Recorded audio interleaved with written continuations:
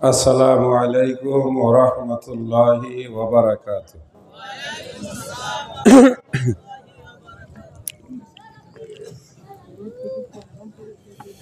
الحمد لله نحمده ونستعينه ونستغفره ونؤمن به ونتوكل عليه ونعوذ بالله من شرور أنفسنا ومن سيئات أعمالنا.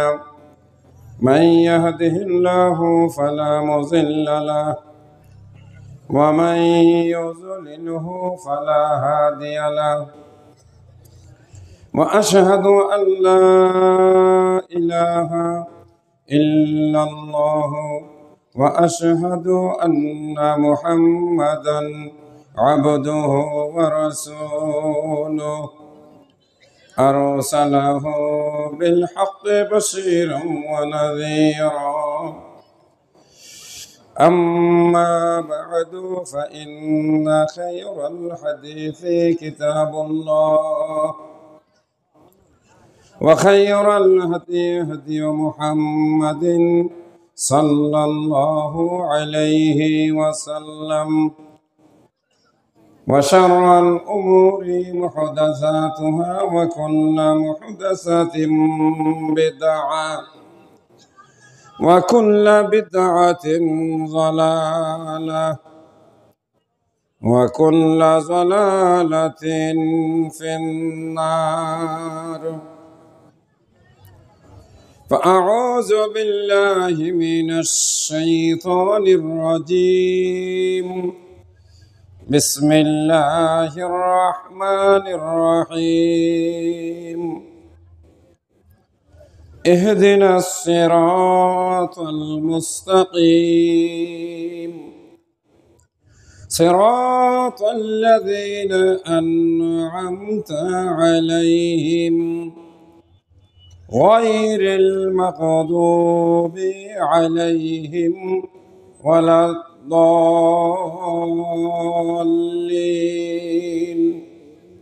آمين. وقال سبحانه وتعالى: فمن كان يرجو لقاء ربه فليعمل عملا صالحا ولا يشرك بعبادة ربه أحدا.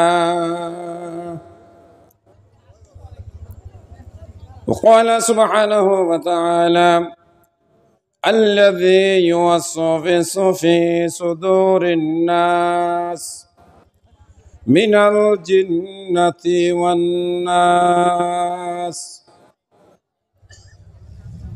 وعن النبي صلى الله عليه وسلم قال: إنما الأعمال بالنيات. وقال النبي صلى الله عليه وسلم: كل أمتي يدخلون الجنة إلا من أبى. قيل: ومن يأبى؟ قال: فمن أطاعني فدخل الجنة ومن عصاني فقد أبى.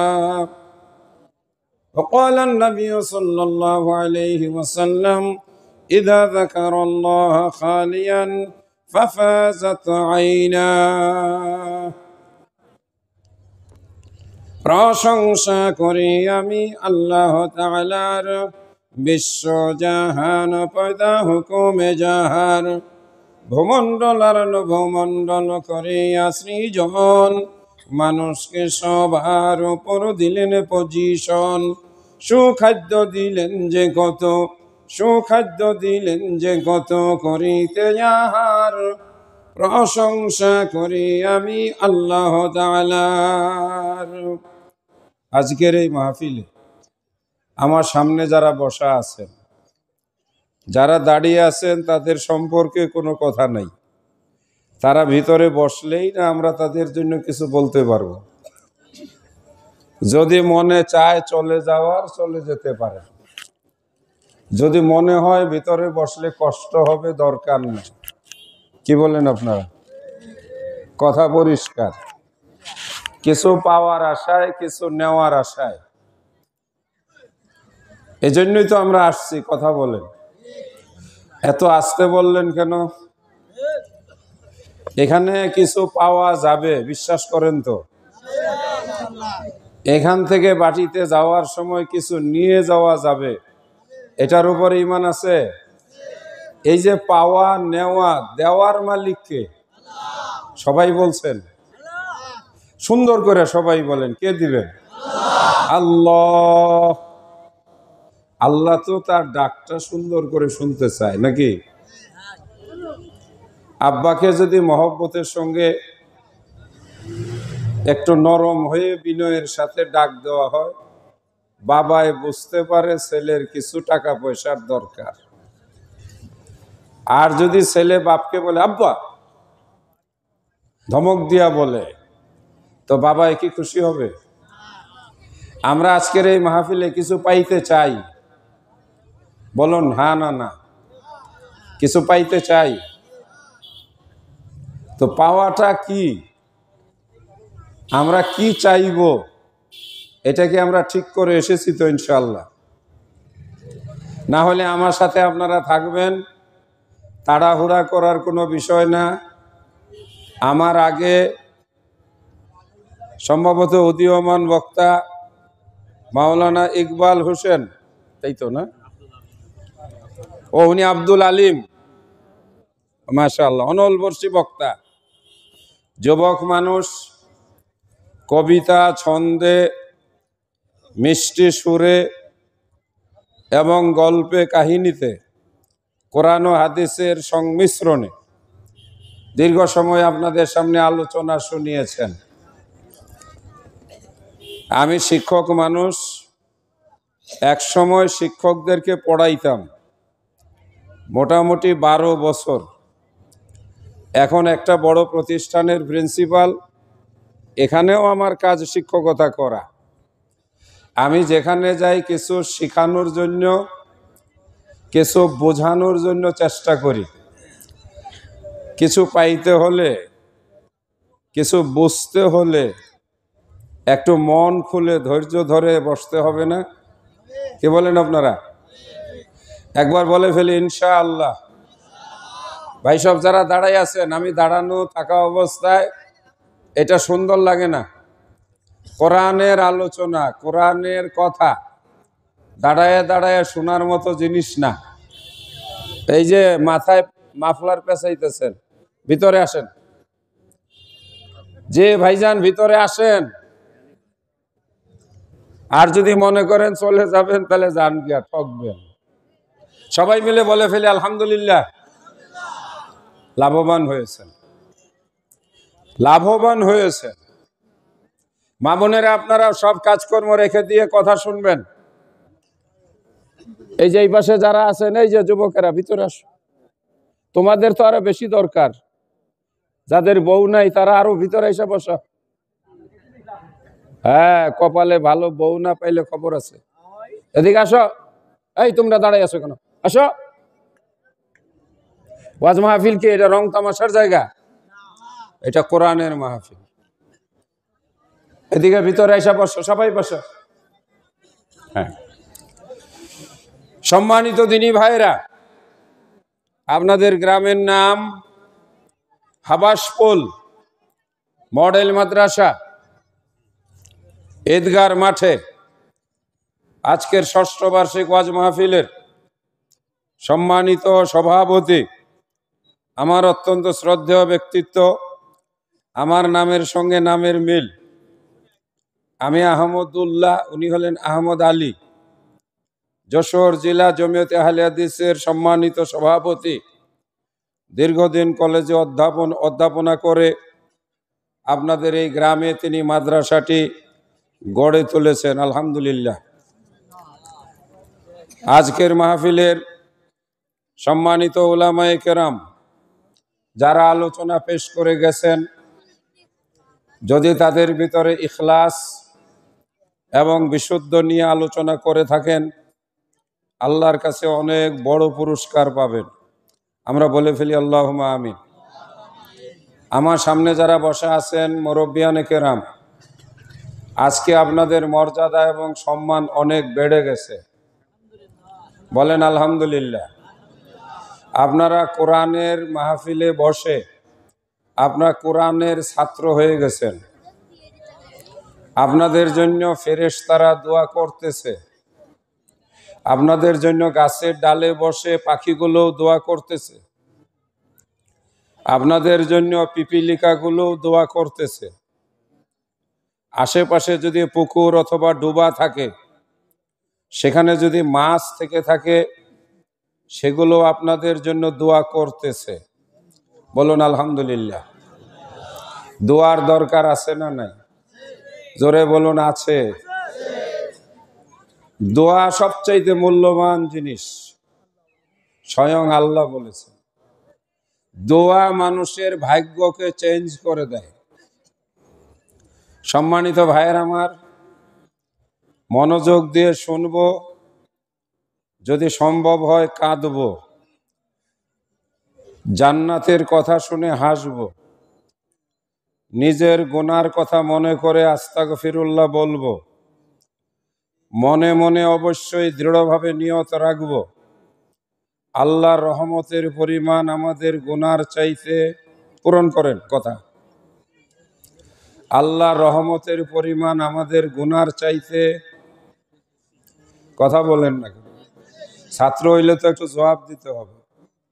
আরে ভাই সব আমি চিৎকার করব, সুর দিব, গান গাইব, আপনারা তাকাই আমার চেহারা দেখবেন, কালকে বলবেন বক্তায় একজন আসছিল রে ভাই, ফাটাফাটি অবস্থা, কি বলে গেল, বলে তা তো মনে নাই। কেমন হইল? আমার সঙ্গে দুই এক কথায় শরীক হবেন, লাভ হবে।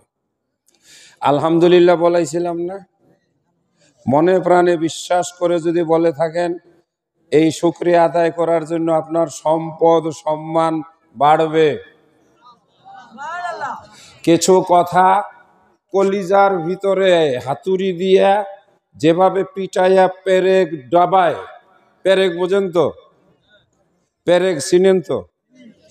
ইমানটাকে হাতুড়ি দিয়া পিটাইয়া কলবের ভিতরে ঢোকাবেন। আল্লাহর প্রশংসা করলে সম্পদ বাড়ে, বিশ্বাস করেন। কেউ যদি বিশ্বাস না করেন, আমি করি। এই যে আমি হাত তুলছি, কে কে হাত তুলেন দেখি। আল্লাহ তুমি কবুল করে নাও, এই মানুষগুলোর সম্পদ বাড়াইয়া দিও। বলো না আমিন। হাত নামান। একটা গুরুত্বপূর্ণ কাজ করে দিয়ে গেলাম। যারা যারা টাকা দিয়েছেন কাগজে লিখে রাখবেন, 10 গুণ পাবেন। সুবহানাল্লাহ বলেন। অবশ্যই 10 গুণ পাবেন। আল্লাহ তাআলা আপনার টাকা নিয়ে তিনি ঋণে থাকবেন না। কথা পরিষ্কার? আল্লাহ গরিব নাকি? আমার পাশে আমার বড় ভাই, আমার শ্রদ্ধেয় বড় ভাই, আমরা যখন ছাত্র তখন তিনি শিক্ষক, আল্লামা ডক্টর আব্দুল বারীর সঙ্গে তিনি কাজ করেছেন। আমি আহমদুল্লাহ, আশ্চর্যজনকভাবে আমি আল্লাহর কুদরত, মহিমা, দান, রহমত, টাকা পয়সা, সম্পদ, সম্মান পাই, যেগুলোর আমি উপযুক্ত, যোগ্য না। আপনি পাবেন না কেন? আসলে বলার মতো যে বলতে পারি না, চাওয়ার মতো যে চাইতে পারি না। যুবক ছেলেরা বসো, শিখাই দিয়ে যাব। আজকে বাড়ি থেকে কাগজে লিখে বালিশের ভিতরে ভরে রাখবা, না হলে তোমার ফাইলে 30 বছর পরে মিলাইয়া দেখবা বিশ্বাসের ফল তুমি কতটুক পেয়েছ। সম্মানিত এলাকাবাসী, মনে রাখবেন আল্লাহ নিজে বলেছেন, লা তাকনাতু মির রাহমাতিল্লাহ, আল্লাহর রহমত থেকে তুমি নিরাশ হইও না। সুবহানাল্লাহ। ইন্নাল্লাহা ইয়াগফিরুয যুনুবা জামিআ, আল্লাহ তোমাদের সব গুনাহ মাফ করে দিবেন। ইন্নাহু কানা গাফফারা, আল্লাহ বড় ক্ষমাশীল, বড় দয়ালু। চিৎকার করে বলেন সুবহানাল্লাহ। যেই ব্যক্তি আল্লাহর সঙ্গে শিরক করবে, আল্লাহ তাকে ক্ষমা করবে না। সুতরাং একটা ভালো নিয়ত করে বসি, আল্লাহ আমার ইমানকে তুমি বাড়িয়ে দাও, আমার ইমানকে তুমি মজবুত করে দাও, আমার জীবনটাকে তুমি পরিবর্তন করে দাও, সত্যিকারের ইমানদার হওয়ার তৌফিক দাও। এ বাংলাদেশের মানুষেরা, বাতাসের মধ্যে কে মদিনার ঘ্রাণ পাও না? বাংলাদেশের বাতাস কিন্তু পরিবর্তন হয়ে গেছে। আজকে টিকিট করার সময় মেট্রো রেলে একটা ছেলেকে দেখলাম, মাথায় টুপি পরা, দাড়িওয়ালা, দেখে চেহারাটা নুরানি মনে হলো। যেই ছেলেটার কাছ থেকে টিকিট নিলাম, ওই যে আমাদের কার্ড করতে হয়, আবার নামার পরে দেখলাম দুইটা পুলিশ দাঁড়িয়ে আছে, মুখে দাড়ি, আমাকে দেখে সালাম দিল। মন্ত্রণালয়ে ঢুকলাম, ঢোকার সময় দুইজন পুলিশ দাঁড়ানো, দেখি তাদের মুখেও দাড়ি, আমাকে দেখে সালাম দিল। ভিতরে ঢুকলাম, আলহামদুলিল্লাহ সারা বাংলাদেশের মানুষের মধ্যে একটা পরিবর্তন চলে এসেছে। স্বভাবটা পুরাপুরি পরিবর্তন হয় নাই, বাটপারি জিনিসটা এখনো ছাড়তে পারে নাই। বাচ্চারা আমাদেরকে দেখাইয়া দিছে, যেই বাংলাদেশ থেকে কোরআনের শিক্ষা মুছে দেওয়ার জন্য সর্বান্তকরণে চেষ্টা করা হয়েছিল, 15-16 বছর একটানা ভারতের তাবেদার হয়ে বাংলাদেশের মাদ্রাসার সিলেবাস থেকেও কোরআন পড়া উঠিয়ে দেওয়ার চেষ্টা করা হয়েছিল। স্কুলগুলো থেকে তো উঠাইয়াই দিয়েছিল। আল্লাহর কোরআন আবার আল্লাহ ফিরাইয়া নিয়ে আসছে। কথা ঠিক না বেঠিক? আপনারা ফিরে আসবেন না? তা আওয়াজ করে বলেন ইনশাআল্লাহ। আচ্ছা, আমি যদি সুরসার না দেই, চিৎকার না করি, কথা শুনবেন না উঠা চলে যাবেন? একজনকে উঠা যাওয়া যাবে না, দাঁড়াইয়াও থাকা যাবে না, ভিতরে জায়গা আছে। এই যে আমি কোরআনের আয়াত পড়ব, কোরআনের আয়াতকে আমি অপমানিত হতে দেব না। আচ্ছা, কোনো হিন্দু যদি কোরআনের বিরুদ্ধে বলে, আমরা লাঠি সুটা নিয়ে তার বাড়িঘর ভাঙব। কথা ঠিক না বেঠিক? ফাঁসি চাইব। আমি নিজে যে কোরআনকে অপমানিত করি তার খবর আছে? হ্যাঁ, আল্লাহ কোরআন মাজিদে বলছেন, যখন কোরআন পড়া হয়, ওয়াইজা কুরিয়াল কোরআন ফাসতামিউ লাহু, মনোযোগ দিয়া শুনো, চুপ থাকো, লাআল্লাকুম তুরহামুন, তাহলেই তোমার উপরে দয়া করা হবে, রহম করা হবে। এই আল্লাহর বান্দারা, মনোযোগ দিয়ে কোরআন শুনলে ঈমান বেড়ে যায়। কি বাড়ে? আল্লাহ বলেন, ইন্নামাল মুমিনুনা আল্লাযীনা ইযা যুকিরাল্লাহু ওয়াজিলাত কুলুবুহুম ওয়া ইযা তুলিয়াত আলাইহিম আয়াতুহু যাদাতুহুম ঈমানা ওয়া আলা রাব্বিহিম ইয়াতাওয়াক্কালুন। বাবারে, এটার নাম কোরআন। কোরআন পড়ো, কলিজায় শান্তি পাবে। কোরআনের মাদ্রাসা বানিয়েছেন, এই সমাজকে সুরক্ষা দিয়েছেন, বলেন আলহামদুলিল্লাহ। বাচ্চাদেরকে মাদ্রাসায় পড়ান, ঘরে শান্তি পাবেন, আল্লাহর রহমত আসবে, বলুন আলহামদুলিল্লাহ। ইমানের কিছু কথা বলবো। ইমান বড় জরুরি জিনিস, দরকারি জিনিস। আমরা ইমানের ক্ষেত্রে খুবই দুর্বল। ইমান ধ্বংসকারী যে জিনিসগুলো, এগুলো আমাদের একটু শোনা দরকার। কোন কথায় কোন কাজে ইমান নষ্ট হয়? শিরক ভয়ঙ্কর পাপ, যেই পাপ করলে আল্লাহ কাউকে মাফ করবে না। মা বোনেরা, সবচেয়ে বেশি শিরক করে মহিলারা, কথায় কথায় শিরক করে। সম্মানিত এলাকাবাসী, নাসিহা, উপদেশ দেওয়ার জন্য, শোনানোর জন্য অনেক দূর থেকে এসেছি। ভাইজানেরা, কেউ কথা বলবেন না? প্রয়োজনীয় কথা বলতে হলে দূরে গিয়া বলবেন। আমি আপনাদের কাছে টাকা পয়সা চাইব না, আপনারা টাকা পয়সা দিবেন অল্প, এতে আমাদের হবে না। সেই জন্য টাকা পয়সাটা চাইব উপরওয়ালার কাছে। কথা ঠিক না বেঠিক? ঢাকার একজন বড় লোকের সাথে আমার পরিচয় আছে। উনি বলেন যে, আমি আল্লাহর রাস্তায় এত দান করি, আর আল্লাহর কাছে শুধু বলি যে আল্লাহ তুমি আমাকে টাকা পয়সা দিয়েছিলে, আমিও তোমার রাস্তায় দিয়ে দিলাম।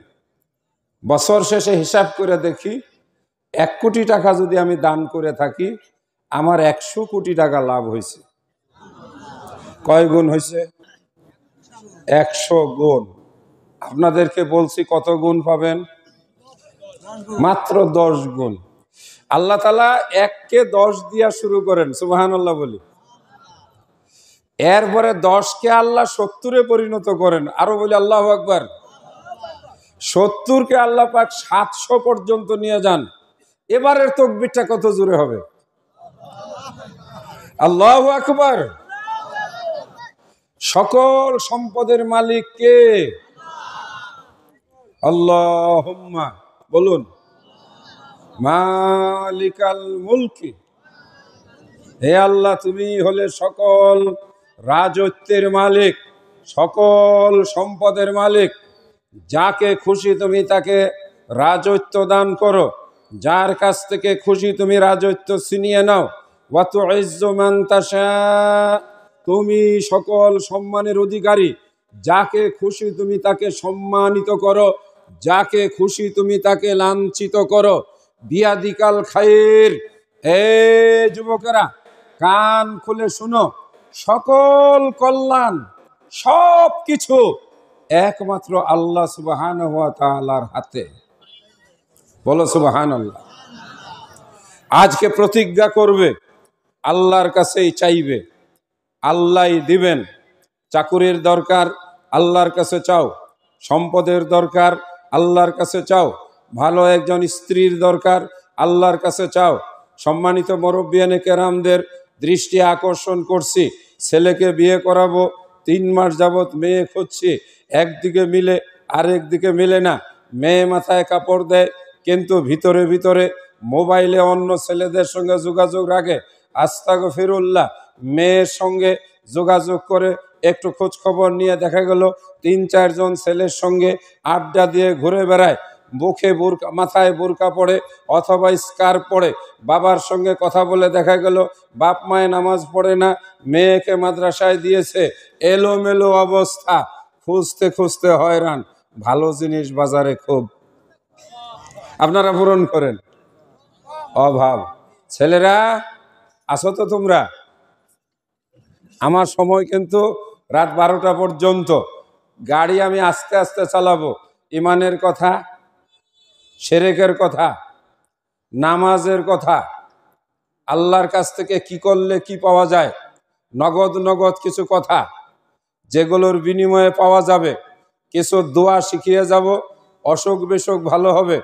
এগুলো আমার মুখের কথা নয়, রাসূলের শিখানো দোয়া। যুবকদেরকে একটা কানে কানে দোয়া বলে যাব, এই দোয়াটা বেশি বেশি বলবা, চাকরি পাবা, টাকা পয়সার মালিক হবা। আলহামদুলিল্লাহ, ভালো একজন ইমানদার বউ পাইবা। কি কন? মুরব্বীদের জন্য দুঃসংবাদ দেব।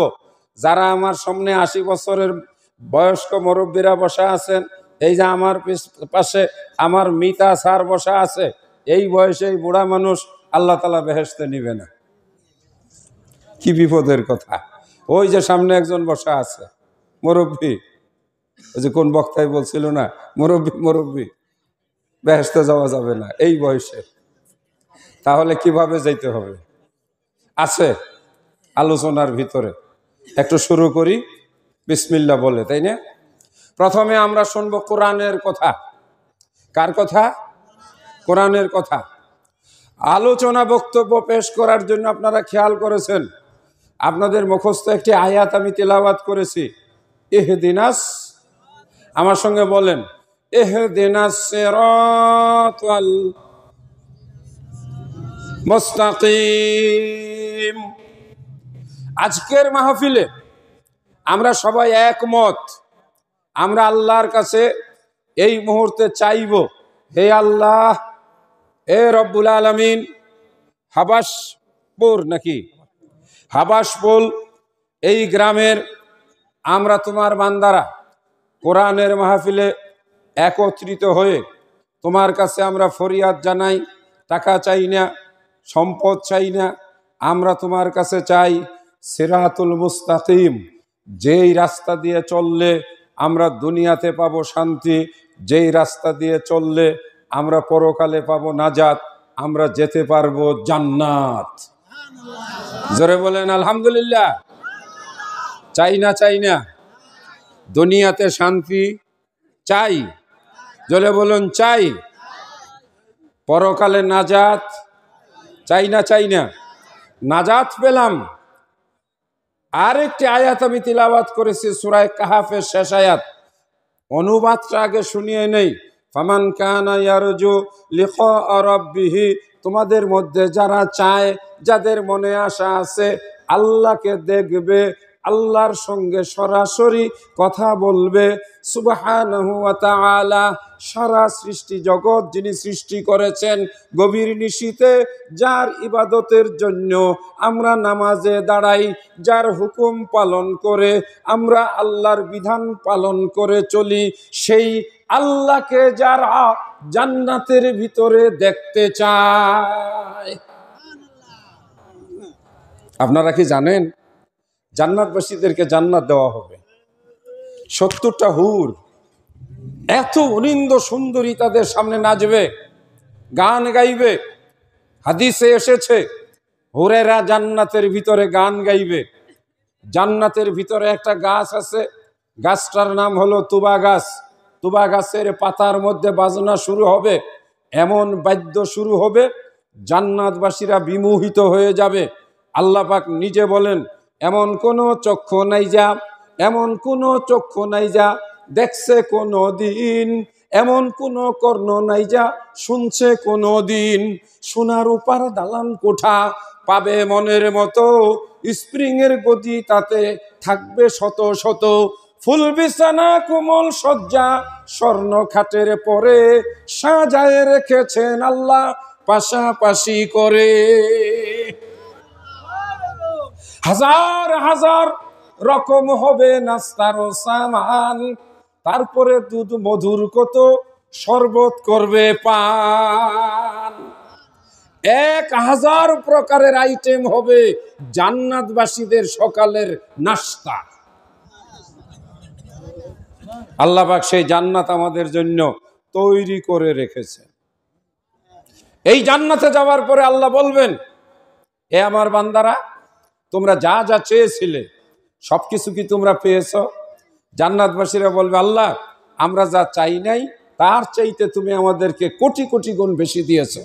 এই সময় আল্লাহ বলবেন, এ আমার বান্দারা, তোমরা যে আমার ইবাদত করেছ, আমার উপরে ঈমান এনেছ, আমাকে আল্লাহ বলে ডেকেছ, আমার নামে কালেমা পড়েছ, লা ইলাহা লা ইলাহা, বলুন লা ইলাহা ইল্লাল্লাহ। নাই নাই নাই, আমার কারো দরকার নাই। মনে মনে বলুন না একটু, নাই নাই নাই, আমার আর কারো দরকার নাই। আমি যখন আমার আল্লাহকে পাই তখন আর আমার কারো দরকার আছে? আল্লাহ যদি আমার রব, তিনি তো আমার সব, আমার খাবার, আমার সুখ, আমার শান্তি, আমার চিকিৎসা, আমার ঔষধ। এ আল্লাহর বান্দারা বিশ্বাস করো, আমি উদাহরণ দিয়ে এক এক করে দেখাবো, আশ্চর্য হবে রব্বুল আলামিনের কুদরত এবং মহিমা। আমরা আসলে আল্লাহকে ভালো করে চিনি না। যদি আমরা আল্লাহকে চিনতাম তাহলে আমাদেরকে ডেকে ডেকে ওয়াজের মাহফিলে বসাতে হতো না। যদি আমরা আল্লাহর কুদরত মহিমা সম্পর্কে জানতাম, আমাদের 2 চোখ পানিতে গভীর রাত্রে ভিজে যেত। আল্লাহ রসুলের চোখ দিয়ে ঝরঝর করে পানি পড়ছে, সেজদায় গিয়ে চোখের পানিতে সেজদার জায়গাটা ভিজে গেছে। আম্মা জান আয়েশা রাদিয়াল্লাহু তাআলা আনহা আল্লাহর নবীর কাছে বিনয়ের সঙ্গে বললেন, ইয়া রাসূল আল্লাহ, ইয়া হাবিব আল্লাহ, আপনার জীবনে তো কোনো গুনাহ নাই, আপনি তো কোনো পাপ করেন নাই, আপনার তো সব গুনাহ মাফ, তাহলে আপনি কেন কাঁদেন? আপনার চোখ দিয়ে কেন এত ঝরঝর করে পানি পড়ে? রাসূল সাল্লাল্লাহু আলাইহি ওয়াসাল্লাম বললেন, এ আয়েশা, এটা আমার ভালোবাসার কান্না, আমার রবের দয়ার প্রতি আমি কৃতজ্ঞতা প্রকাশ করি। কৃতজ্ঞতার 2টা ভাষা হয়, একটা হলো হাসি আর একটা হইলো কান্না। হাসিটা হইলো হালকা, কান্নাটা হইলো গভীর। কি বলেন? বুঝাই দিব? ছেলে A+ পাইছে, স্কুল থেকে দৌড়াইয়ে দৌড়াইয়ে আসতেছে। আপনি জিজ্ঞাসা করলেন, বাবা কি করছো ফলাফল? ছেলে হাত বাড়াইয়ে বলছে, আব্বা আমি A+ পেয়েছি। আপনার চোখ দিয়া ছেলেটাকে যখন জড়ায় ধরবেন কি বের হবে? কথা বলেন, কি বের হবে? বুকের সঙ্গে ছেলেকে চেপে ধরে বলবেন, বাবারে আমার আজকে বাপ হওয়ার সেই সাধনা সফল হয়েছে, তুই আমাকে এমন সুখবর জানিয়েছিস। আবার চোখ দিয়ে আনন্দের অশ্রু গড়িয়ে পড়ছে। বলি না জোরে চিৎকার করে সুবহানাল্লাহ। ডাকার মতো ডাকলে আল্লাহ, ডাকার মতো ডাকলে আল্লাহ কেমনে শুনে না। আসলে যে আমরা ডাকতেই জানি না। ও ভাইজানেরা, নামাজে গিয়া কত তাড়াহুড়া, তাই না? ইমাম সাহেব একটু লম্বা করলে অস্থির হয়ে যায়। গত রমজান থেকে আরেক রমজান তো এসে গেছে। একটু রাতের বেলায় তাহাজ্জুদ নামাজ পড়ে কি 2-1 ফোঁটা পানি কেউ ফেলতে পেরেছেন আল্লাহর মহব্বতে? আমি হাদিস পড়েছি, ইজা যাকারাল্লাহ খালিয়ান ফাফাজাত আইনাহু, যখন একা একা গভীর রাত্রে আল্লাহর কুদরত মহিমার কথা মনে করে, আল্লাহর অসংখ্য নিয়ামতের কথা মনে করে মানুষটা যখন সেজদায় যায়, সেই সময় তার চোখ দিয়ে ঝরঝর করে পানি পড়ে। এ আল্লাহর বান্দারা, মূল আলোচনায় ফিরে যাওয়ার আগে আপনাদেরকে আমি একটু প্রস্তুত করব। যুবক ছেলেরা শোনো, আল্লাহ যৌবনের ইবাদত পছন্দ করে। রাতের বেলায় যদি দাঁড়িয়ে তুমি বলতে পারো, ভাগ্য তোমার পরিবর্তন হয়ে যাবে। আজকেও আমি গিয়েছিলাম, আমার বন্ধু, একসাথে পড়াশোনা করেছি, এক পাশাপাশি রুমে থেকেছি। আমি ছিলাম এই পাশের রুমে, ওই ছেলেটা ছিল ওই পাশের রুমে। আমরা ইউনিভার্সিটিতে 1st ইয়ার, 2nd ইয়ার, 3rd ইয়ার, 4th ইয়ার, মাস্টার্স পর্যন্ত একসাথে পড়েছি। গভীর সম্পর্ক। ওই ছেলেটা সকালবেলায় ফজরের সময় যখন বের হতো, ডাক দিয়ে বলতো, আহমদুল্লাহ ভাই দোয়া করবে? আমরা বলতাম, হ্যাঁ অবশ্যই দোয়া করব। আমরা বন্ধু বলি, বন্ধু তুমি দোয়া চাও, দোয়া করব। দোয়া চাইতো। রাতের বেলায় নামাজ পড়তো, মনোযোগ দিয়ে পড়াশোনা করতো। ছেলেটা তারপরে BCS পরীক্ষা দিল, ম্যাজিস্ট্রেট হয়ে গেল। ম্যাজিস্ট্রেট হওয়ার পরে সততার সঙ্গে চাকুরি করে, তারপরে DSO হলো, জয়েন্ট সেক্রেটারি হলো, তারপরে অতিরিক্ত সচিব হলো, গত কিছুদিন আগে সচিব হলো। বর্তমান সরকার তাকে বাইরে থেকে সচিবালয়ের ভিতরে একটা মন্ত্রণালয়ের চেয়ারে বসালো। মাঝে মাঝে ভিতরে যাই, বন্ধু বলে রুমে প্রবেশ করে সবার সঙ্গে পরিচয় করায় দেয়, এটা আমার দোস্ত, এটা আমার বন্ধু, ও আমার ক্লাসের ক্লাসমেট। যখন বুকটা ভরে যায়, একজন সচিব যখন বলে আমার বন্ধু, অথচ একজন সচিব বাংলাদেশের কত উপরের পর্যায়ের। সম্মানিত ভাইয়ের আমার, রাতের নামাজ আর মানুষের দোয়া, সতত আর বিশ্বাসে এত দূর পর্যন্ত পৌঁছে। কথা বলুন ঠিক না বেঠিক? যুবক, তুমি নিজেকে তৈরি করো। আলহামদুলিল্লাহ, যুবকরা আজকে বাংলাদেশের চিন্তা চেতনা পাল্টে দিয়েছে। গত বছরেও বক্তৃতা করার সময় মন খুলে কথা বলতে পারিনি। কোরআনের শাসন চাই, কোরআনের বিধান বাস্তবায়ন চাই, কোরআনের সমাজ চাই। গত বছর বলতে পারি নাই। আজকের মাহফিলে বলতে পারবো তো? কথা বলেন ঠিক না বেঠিক? এই ছেলে, এই যে ভিতরে যাও। কোথায় যাও? ও অ্যাবনর্মাল, ঠিক আছে। কারো যদি যাইতে হয় কোরআনের মাহফিল থেকে উঠবেন না, কারণ হলো বড় রকমের ক্ষতি হবে। কেন? চতুর্পার্শ্বে কারা আছে? ফেরেশতারা। ফেরেশতারা আপনাদের জন্য কি করতেছে? কিসের দোয়া? আল্লাহ এদের উপরে রহমত নাজিল করো, এদের জীবিকা বাড়াইয়া দাও, এদেরকে শান্তি দাও, এদেরকে অসুখ বিসুখ থেকে হেফাজত করো। আপনারা ফেরেশতাদেরকে নাস্তা খাওয়াইছেন? চা খাওয়াইছেন? ওরা কি শেষে যাওয়ার সময় বলবে যে আমরা দোয়া করছি, হাদিয়া দেন, টাকা পয়সা দেন? কিন্তু যদি আপনারা, তারা দোয়া করতেছে, তাদের ঘাড়ের উপর দিয়া পাড়াইয়া লাথি বুঝেন তো, যাওয়ার সময় লাথি লাগবে না? তো বলবে যে যার জন্য দোয়া করলাম সে আমারে লাথি দিয়ে গেল, কাজটা ভালো হবে? এইখানে ভিতরে ফাঁকা জায়গায় যেগুলো আছে, এখানে আরেকটা লোক ওয়াজ শুনতে আসছে, ও ওয়াজ শুনতে আসে নাই। নাম বলতে পারবেন? ইবলিস, শয়তান। আমি কিন্তু আমার বক্তৃতার মধ্যে একটা সীমানা দিয়েছি, আল্লাযী ইউওয়াসওয়িসু ফি সুদুরিন নাস। পরের আয়াত কি? মিনাল জিন্নাতি ওয়ান নাচ, যারা ওয়াসওয়াসা দেয় মনের ভিতরে, চল চল, হইছে হইছে, ভাল লাগতেছে না, আরে কি নামাজ রোজার কথা কয়, গান কয় না, কে আছে না, খোঁচায় কলে চল ইমানের কথা বলবো, আজকে তওবা করাবো, রাজি আছেন তো? রাত 12টার পরে তওবা হবে, রাত 12টার পরে যদি আপনি তওবা করেন আপনার সমস্ত গুনাহ মাফ হয়ে যাবে। শুধু তাই নয়, সূরায়ে ফুরকানের ৭১ নম্বর আয়াতে আল্লাহ নিজে বলেছেন, আমি তোমাদের গুনাহগুলোকে নেকিতে পরিণত করে দেব। যা গুনাহ করেছেন সব গুনাহ তো মাফ হবেই, তারপরে সেই গুনাহগুলো ১,০০,০০০ গুনাহ যদি হয়ে থাকে আল্লাহ পাক সেই গুনাহগুলোকে কি করবেন? মাফ করে দিবেন। শুধু তাই নয়, আল্লাহ ওয়াদা করেছেন সূরায়ে তওবার ভিতরে, সূরায়ে তওবার এটাও ৬৯ নম্বর আয়াত, আল্লাহ বলেন ওয়াদাল্লাহুল মুমিনিনা, আমি মুমিনদের সঙ্গে ওয়াদা করলাম। ওয়াদা করলেন কে? আল্লাহ। আল্লাহ ওয়াদা করে বলেন যে আমি তোমাদেরকে জান্নাত দেব যারা আমার কাছে তওবা করে। তাহলে তওবা করে যাবেন না ইনশাআল্লাহ? তাড়াহুড়া করবেন? হ্যাঁ, আমি একটু আস্তে আস্তে বলার কারণ হলো গত ৩ দিন আগে আমিও জ্বরে আক্রান্ত হয়েছিলাম। আমার মিতাজিকে ফোনে বলেছিলাম মাফ করে দেন, কারণ আপনাদের দ্বিতীয় তৃতীয় বক্তা যুবক বক্তা আছে, এরকম ঠান্ডা সর্দি জ্বর নিয়ে মাহফিলে গেলে সুন্দর করে কথা বলতে পারবো না, লোকজন বিরক্ত হবে, আপনার উপরে অসন্তুষ্ট হবে, বলবে কোথাকার এক বক্তা নিয়ে আসছে কথাই বলতে পারে না।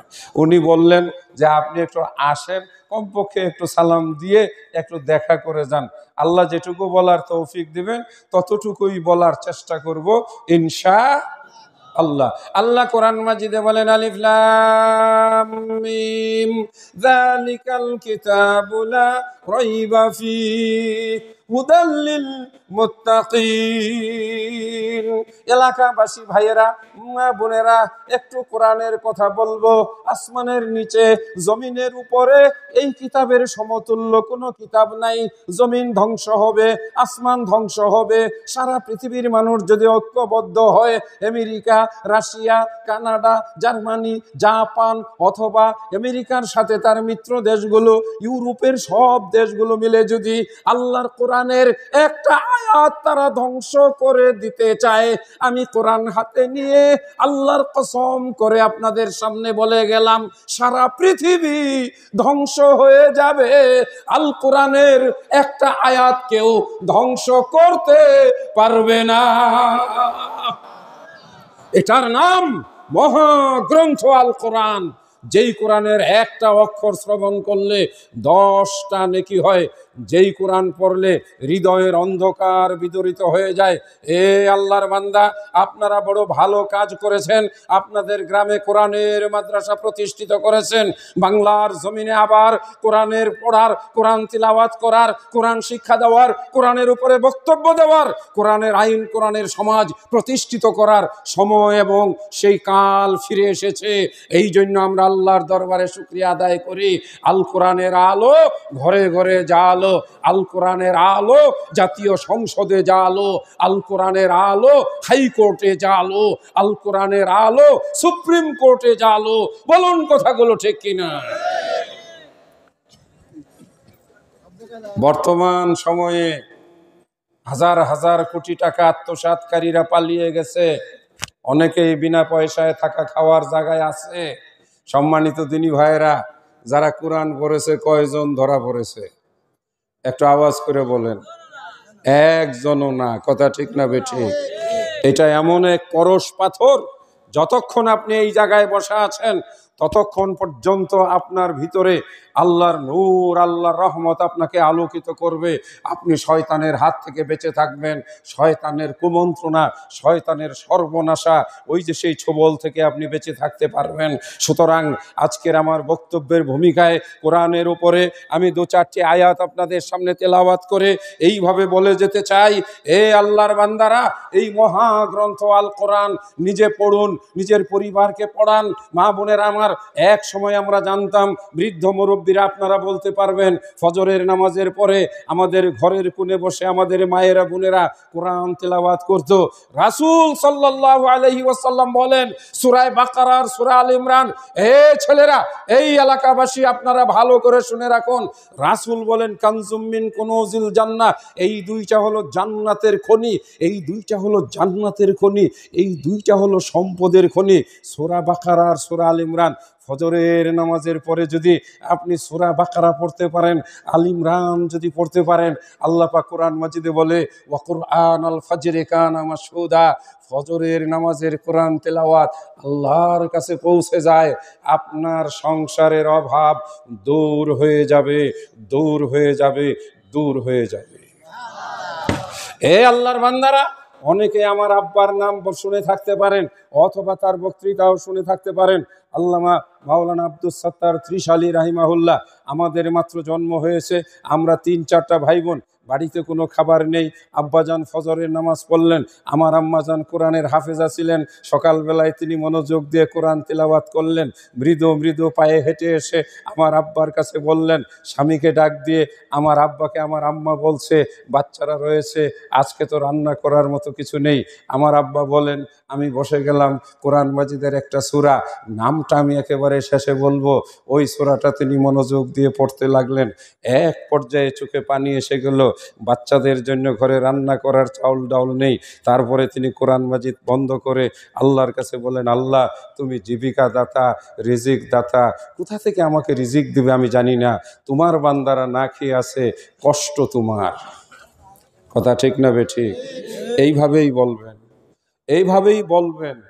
এভাবে বলতে পারবেন না, হে আল্লাহ তুমি তো সেই আল্লাহ, যে আল্লাহ তুমি ইব্রাহিমকে আগুন থেকে রক্ষা করেছো, আমি বিপদে আছি, আমাকে রক্ষা করবে না কেন? হে আল্লাহ তুমি তো সেই আল্লাহ, যে আল্লাহ তুমি ইউনুসকে মাছের পেট থেকে বাঁচিয়েছো, তাহলে আমাকে তুমি বিপদ থেকে বাঁচাবে না কেন? হে আল্লাহ তুমি তো সেই আল্লাহ, যে আল্লাহ তুমি আসমান থেকে মান্নার সালওয়া দিয়ে মূসা নবীর উম্মতকে খাওয়াইছো, আমার বাচ্চাদেরকে তুমি খাবার দিবা না কেন? আল্লাহ এরকম দোয়া পছন্দ করেন। জোরে বলেন না সুবহানাল্লাহ। ডাকার মতো ডাকলে আল্লাহ কেমনে শুনে না? আপনি এক জায়গায় খুঁটি গেড়ে বসে থাকেন, আল্লাহ যতক্ষণ পর্যন্ত তুমি না দিবে আমি উঠবো না, যতক্ষণ পর্যন্ত তুমি না দিবে আমি নড়বো না। কেননা তুমি তো ওয়াদা করেছো, ওয়ামা মিন দাব্বাতিন ফিল আরজি ইল্লা আলাল্লাহি রিজকুহা, আমি কোনো মানুষ, কোনো প্রাণী, কোনো জীবজন্তু, এমনকি একটা কুকুর, বিড়াল, শ্রীগাল পর্যন্ত আমি জমিনে বানাই না যার জীবিকার ব্যবস্থা আগে আমি করি না। চিৎকার করে বলুন না সুবহানাল্লাহ। আল্লাহ বলেন ওয়ামা মিন দাব্বাতিন ফিল আরজি ইল্লা আলাল্লাহি রিজকুহা, আমি এমন কোন জীবজন্তু, এমনকি কুকুর বিড়াল পর্যন্ত বানাই না যার খাবারের বন্দোবস্ত আগে আমি করি না। বিশ্বাস রাখবেন, আবারও বলছি, কান খাড়া করে শুনেন, আপনার জন্য যে বরাদ্দ খাবার আছে, আপনি যদি তার একটা ভাত, একটা দানা পর্যন্ত বাকি থাকে, আপনার মৃত্যু হবে না, মৃত্যু হবে না, মৃত্যু হবে না। আপনার ভাগ্যের খানা যদি ফুরিয়ে যায় আর আপনি দুনিয়ার বুকে থাকতে পারবেন না। আপনার জন্য বরাদ্দ খাবার সুনির্দিষ্ট। মানুষ অপচয় করে, মানুষ সীমা লঙ্ঘন করে, নিজের খাবার বিড়ি সিগারেটের মধ্যে নষ্ট করে, নেশাদ্রব্যের মধ্যে নষ্ট করে, শেষ জীবনে কষ্ট করে। এ বিড়ি খাওয়াইয়ারা, এ ধূমপান করিয়ারা, এ মদ পান করিয়ারা, আজকে কাগজে লিখে নিয়ে যাও, তোমার জন্য আল্লাহ পাক মুরগির গোশত পোলাও বরাদ্দ রেখেছিল, তুমি সেই টাকা দিয়ে বিড়ি কিনে খেয়ে তোমার ভাগ্যের পোলাও কুরমাকে তুমি নষ্ট করেছো। শেষ জীবনে তুমি ডায়াবেটিসে আক্রান্ত হয়েছো। যৌবনকালে তুমি সীমা লঙ্ঘন করে বেশি মাত্রায় খাদ্য গ্রহণ করে তোমার খাবারের পরিমাণ কমিয়ে ফেলেছো। শেষ বয়সে তুমি না খেয়ে সামান্য ফলের রস খেয়ে মৃত্যুবরণ করেছো। এগুলোর জন্য আল্লাহ দায়ী না। দায়ী কে? বিড়ি খাও, দেখবা তোমার আসল খাবার কমে যাবে। মদ খাও, আসল খাবার কমে যাবে। এটা সব বরাদ্দ করা, সমান সমান। যে যা করবে তোমাকে তাই ফল ভোগ করতে হবে। যেমন কর্ম তেমন ফল। আপনি বিড়ি, আপনার জন্য আল্লাহ পাক একটা কলা লিখে রেখেছেন দুপুর বেলায়, আপনি একটা কলা 10 টাকা দা না কিনে আপনি একটা গোল্ড লিফ সিগারেট কিনেছেন, আপনার কলা কেটে দেওয়া হয়েছে, আপনি সিগারেটের মধ্যে কলার টাকা নষ্ট করেছেন, দায়ী কে? কথা বলেন, দায়ী কে? আপনি। আমি জানি না আপনাদের বুঝাইতে পেরেছে কিনা। আজ থেকে সিগারেট ছেড়ে দেন, দেখবেন আপনার জীবিকায় বরকত হবে, আপনি অনেক জীবিকার মালিক হবেন, আপনি অনেক সম্পদের মালিক হয়ে যাবেন। আল্লাহ পাক কোরআন মাজিদে ওয়াদা করেছেন, যে ব্যক্তি সালাত আদায় করবে আল্লাহ পাক তার জীবিকায় বরকত দান করবেন। আকিমিস সালাতা, আকিমিস সালাতা, তুমি সালাত আদায় করো। আকিমিস সালাতা, তুমি সালাত আদায় করো, তুমি নামাজ প্রতিষ্ঠা করো, তুমি নামাজি হও। নামাজের মাধ্যমে তুমি ফজরের সালাতের পরে আল্লাহর কাছে দোয়া করো, আল্লাহুম্মা রযুকনা রিজকান হাসানা, আল্লাহুম্মা রযুকনা রিজকান হাসানা, ইন্নাকা খায়রুর রাযিকিন, ইন্নাকা খায়রুর রাযিকিন, ইন্নাকা খায়রুর রাযিকিন। 10 বার বলুন আপনি, ইন্নাকা খায়রুর রাযিকিন। আল্লাহ তুমি হলে উত্তম জীবিকা দাতা, উত্তম জীবিকা দাতা। আল্লাহ আপনাকে না খাওয়ায়া রাখবে না। প্রিয় নবী মুহাম্মদুর রাসূলুল্লাহ সাল্লাল্লাহু আলাইহি ওয়াসাল্লাম পেটে পাথর বেঁধে মাটি কাটতেছিলেন, পাথর, বিশাল বড় একটা পাথর পড়ে গেল, কেউ সেই পাথরটা ভাঙতে পারে না। কয়েকজন বড় বড় সাহাবা, আলী রাদিয়াল্লাহু তাআলা আনহু, হামজা রাদিয়াল্লাহু তাআলা আনহু, হামজা তো তখন বেঁচে ছিলেন না, আলী রাদিয়াল্লাহু তাআলা আনহু, আরো বড় বড় কয়েকজন সাহাবায়ে কেরাম ওই বিরাট বড় পাথরটা ভাঙার জন্য বড় শাবল দিয়ে আঘাত করলো, না না পাথর ভাঙে না। অথচ আল্লাহ রসুলের পেটে পাথর বাঁধা আছে। জাবের রাদিয়াল্লাহু তাআলা আনহু ওই রকম দূরে দাঁড়িয়ে দেখতেছেন, রাসূলের জামার ফাঁক দিয়ে পেটের কিছু অংশ বেরিয়ে পড়েছে, সাদা দবদবে পেটে। জাবের রাদিয়াল্লাহু তাআলা আনহু দেখলেন একটা পট্টি দিয়ে রাসূল পাথর বেঁধে রেখেছে। ক্ষুধার কারণে রাসূল সাল্লাল্লাহু আলাইহি ওয়াসাল্লাম, জাবের দৌড়ে এসে বললেন, ইয়া রাসূলুল্লাহ, আমি আপনার এই দৃশ্য দেখে আর বরদাস্ত করতে পারলাম না, আপনি একটু মেহরবানি করে আমার সঙ্গে আসেন আমার বাড়িতে। আল্লাহ রসুল বললেন, জাবের তুমি তোমার বাড়িতে যাও, খাবার রেডি করো, তারপরে আমার কাছে আসো। জাবের রাদিয়াল্লাহু তাআলা আনহু বাড়িতে গেলেন, তার স্ত্রীকে ডাক দিয়া বললেন, এ প্রিয়তমা স্ত্রী, আমি রাসূলের পেটের অবস্থা দেখে স্থির থাকতে পারিনি, আবার 2 চোখ দিয়ে ঝরঝর করে পানি পড়া শুরু করেছে। এ মাঠের ময়দানের আল্লাহর বান্দারা, নবীকে যদি মন প্রাণ দিয়ে ভালোবাসো, নবীর শাফাআত যদি তোমার দরকার হয়, নবীর ভালোবাসা কিয়ামতের দিন যদি প্রয়োজন হয়, এই সুযোগে একটু কেঁদে ফেলো।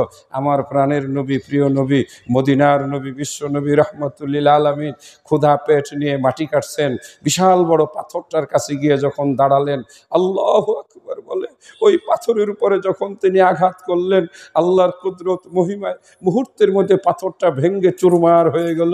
সাহাবারা আল্লাহু আকবার ধ্বনি দিয়ে উঠলেন। জাবের রাদিয়াল্লাহু তাআলা আনহু বাড়ি থেকে ফিরে এসে বললেন, ইয়া রাসূলুল্লাহ, চলেন আমার সঙ্গে, আমার স্ত্রী 4টা থেকে 5টা রুটি আর এতটুকু গোশত রান্না করেছে, আপনাকে একটু একা একা খাওয়াবো।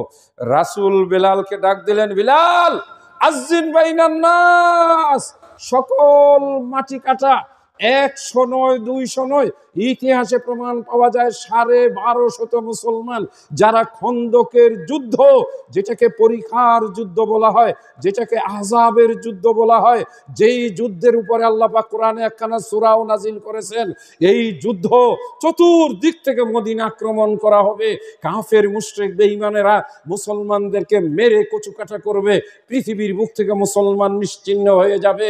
আশা নেই है हमारे नाम व निशाना मिटाना, तौहीद के अमानत है सीनों में हमारा, तौहीद के अमानत है सीनों में हमारा, आशा नहीं है नाम व निशाना मिटाना। लिल्लाहे तकबीर। আল্লামা ইকবালের 2 লাইন কবিতা বলে ফেলেছি। তাওহীদের যাদের ভিতরে প্রজ্বলিত শক্তি প্রবাহমান, এদেরকে কেউ কখনো মিটিয়ে দিতে পারে না। যে ঢাকা বিশ্ববিদ্যালয়ে ইফতার প্রোগ্রাম করতে দেয় নাই। সেই ঢাকা বিশ্ববিদ্যালয় এখন রাসূলের জীবনের উপর আলোচনা শুরু হয়েছে। কথা বলেন ঠিক না বেটি? যেই ঢাকা বিশ্ববিদ্যালয়ে এক সময় টুপি মাথায় দিয়ে যাওয়া যেত না। আরে ভাই, আমিও এক সময় ঢাকা বিশ্ববিদ্যালয়ে পড়ার সময় কোনো এক পার্টির ছেলের কাছ থেকে লিখিত নিয়েছিলাম, কারণ ধরে মারে, হাত পাও ভাঙ্গে। আজকে আলহামদুলিল্লাহ সেখানে মাদ্রাসার ছাত্রদের জয় জয়কার অবস্থা। যে কয়টা ছেলে এই বিশাল আন্দোলনে নেতৃত্ব দিয়েছে, কোনোটা তামিরুল মিল্লাতের ছাত্র, কোনোটা জামিয়া কাসেমিয়ার ছাত্র, এই যে মাদ্রাসা বানাইছেন ভাইরে ভাই, মাদ্রাসার ছাত্রগুলো, আলেমগুলো এক একটা বলা যেতে পারে অ্যাটম বোমার মতো শক্তিশালী। কারণ তার ভিতরে কি আছে? মহাগ্রন্থ আল কোরআন। এ আল্লাহর বান্দারা, আজকে কোরআনের মর্যাদা বাংলাদেশে ফিরে এসেছে। আপনারাও জেগে উঠুন। বাজিছে দামামা বাধরে আমামা, শির উঁচু করি মুসলমান। দাওয়াত এসেছে নয়া জামানার, ভাঙ্গা কিল্লায় উড়ে নিশান। মুখেতে কালেমা, হাতে তলোয়ার, বুকে ইসলামী জোশ দুর্বার। হৃদয়ে লইয়া এশক আল্লাহর, চল আগে চল বাজে বিশান। ভয় কিরে তুর গলায় তাবিজ, বাধা যে রয়েছে। জোরে আওয়াজ করে বলুন, বাধা যে রয়েছে আল কোরআন। আমি হাত তুলতে বলবো না, আমি ওনাদেরকে বলে গেছি ওয়াজ মাহফিল আর ভিক্ষা করা চলবে না।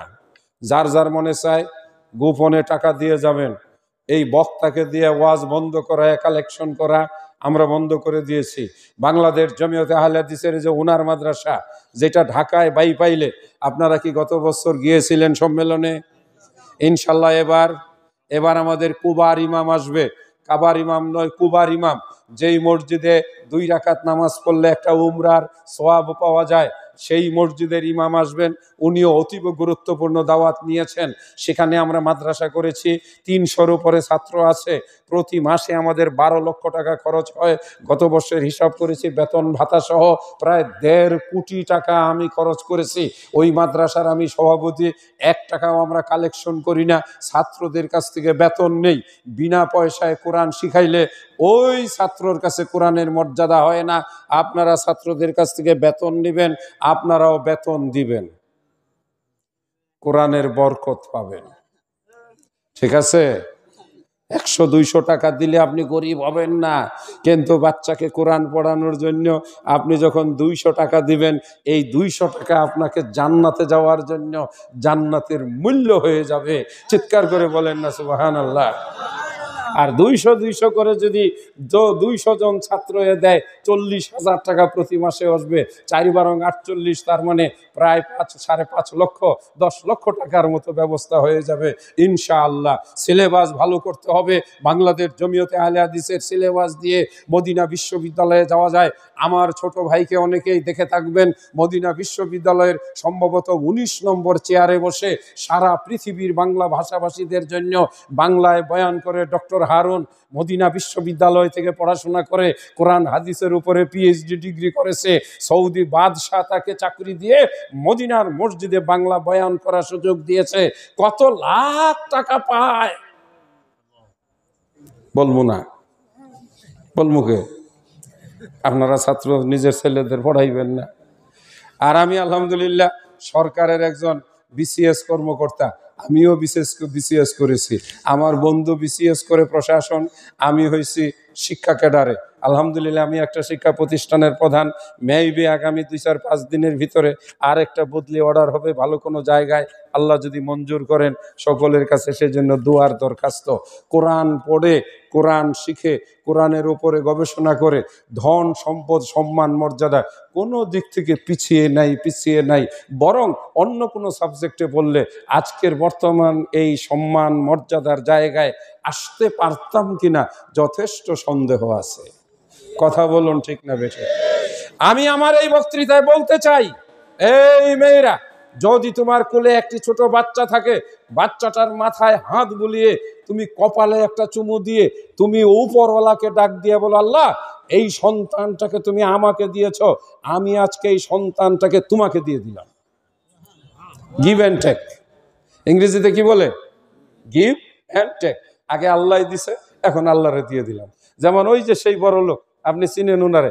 বলে আল্লাহ আমাকে টাকা দেয়, আমি আল্লাহর বান্দাদের দিয়ে দিই। ওনারা সম্মেলন করবেন কত 20 লাখ। আমি গেলাম, স্যার সম্মেলনে হাজার হাজার মানুষ আসবে, একটু পানি খাওয়াইলে কেমন হয়? বলে কত হাজার বোতলের দরকার? আমি যে স্যার 1020 বোতল দিয়ে দেন। দেখলেন, উনি বললেন 20,000 বোতলে কি হবে, নিয়ে যান 50,000 বোতল। কত বছর এত পানির বোতল দিছে, বোতল শেষে মাঠে গড়াগড়ি খেয়েছে, ওখানে 15 লাখ, তার মানে 50 লাখ। আমি একদিন জিজ্ঞাসা করলাম, স্যার আপনি যে এইভাবে হিসাব কিতাব ছাড়া টাকা দেন, ঘটনাটা কি? বলে আমি হিসাব ছাড়া টাকা দিই, বছর শেষে হিসাব করে দেখি আল্লাহ তাআলা আমাকে হিসাব ছাড়া লাভ দিছে। আপনি আল্লাহর সঙ্গে কৃপণতা করবেন, আল্লাহ আপনার সঙ্গে কৃপণতা করবে। কথা বলেন ঠিক না বেঠিক? আলহামদুলিল্লাহ, এইটা কিছুটা আমি অর্জন করার চেষ্টা করতেছি। ওয়াজের মাহফিল থেকে যা পাই নিয়া মাদ্রাসায় দিয়ে দিই, আরো বরকত হয়, সম্পদ খালি বাড়তেই থাকে।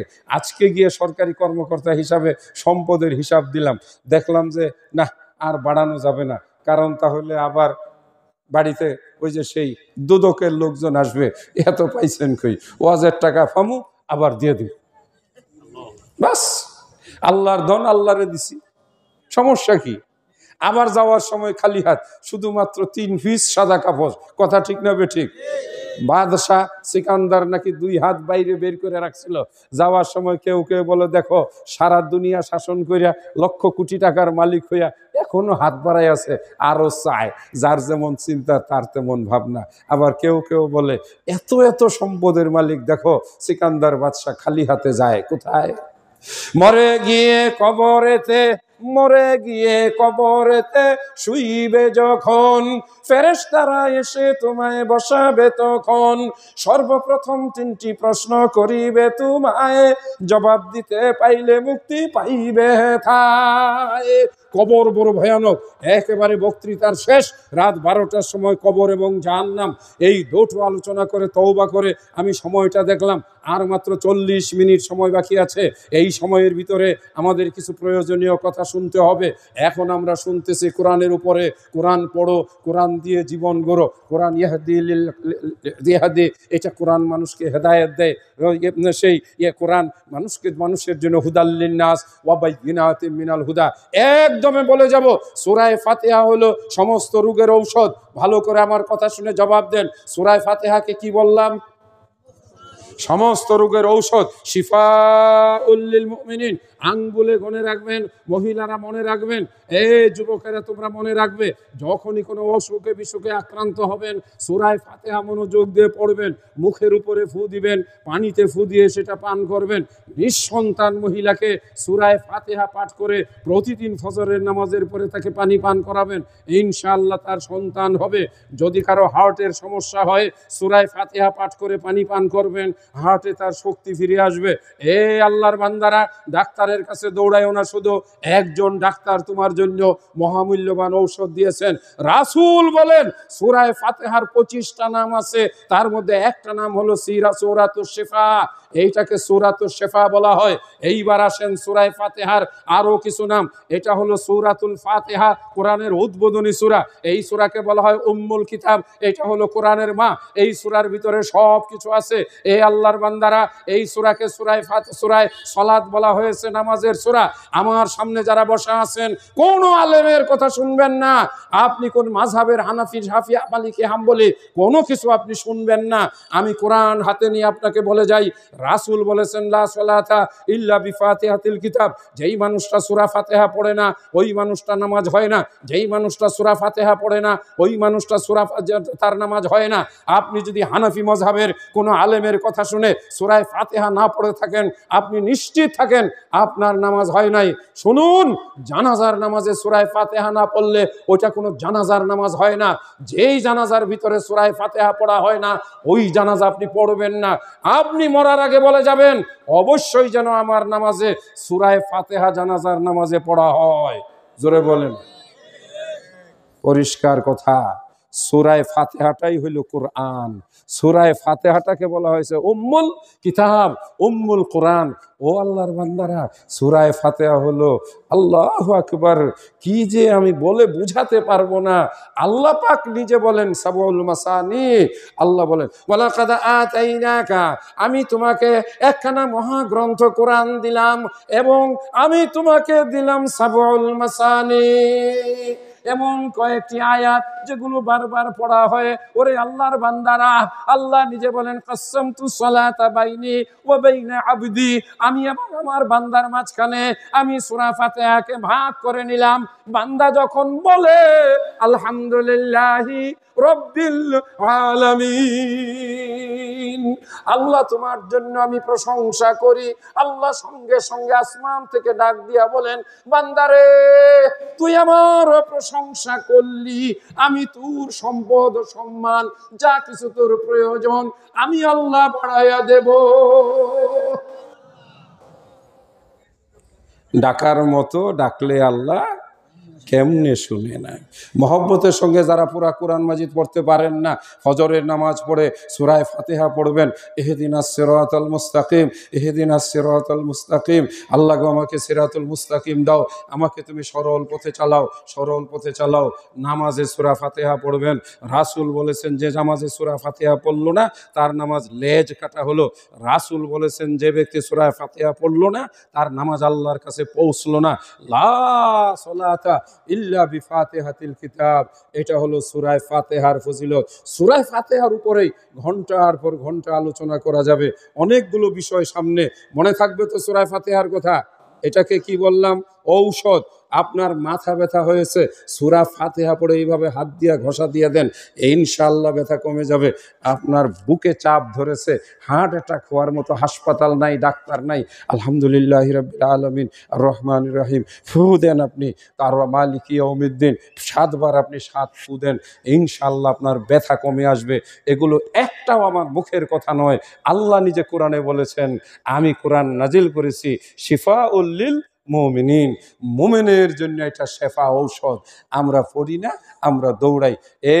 মুরব্বিয়ানে কারাম, যুবকরা তোমরা জানো না, একজন আলেম ছিলেন, সরিষাবাড়ি আলিয়া মাদ্রাসার মুহাদ্দিস ছিলেন। আমার নামে নাম, আমার মিতাজি তাকে চিনে, হামুদুল্লাহ রহমানী নাসিরাবাদী। ওনার কাছে আসতো মহিলাদের বাচ্চা প্রসব হওয়ার ব্যথা শুরু হতো, তিনি কোরআন মাজিদের 3-4টা আয়াত একটা কাগজে লিখে একটা সুতার মধ্যে দিয়ে বলতেন বাম রানের মধ্যে বেঁধে দেওয়ার জন্য, বলতেন বাচ্চা হওয়ার সঙ্গে সঙ্গে খুলে ফেলো। ওটা বাঁধতো, মুহূর্তের মধ্যে বাচ্চা হয়ে যেত, কোনো অপারেশন, কোনো সিজার কিছু লাগতো না।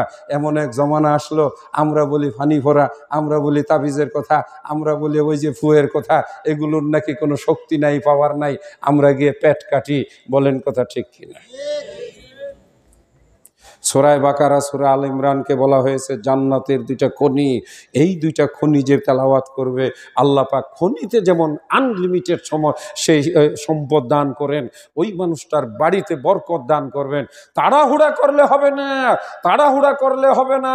আজকে রাত্রে সূরা ফাতিহা পড়লেন, আগামীকাল সকালবেলা টাকা চাইবেন, তাহলে আল্লাহ পাক কি বলবেন?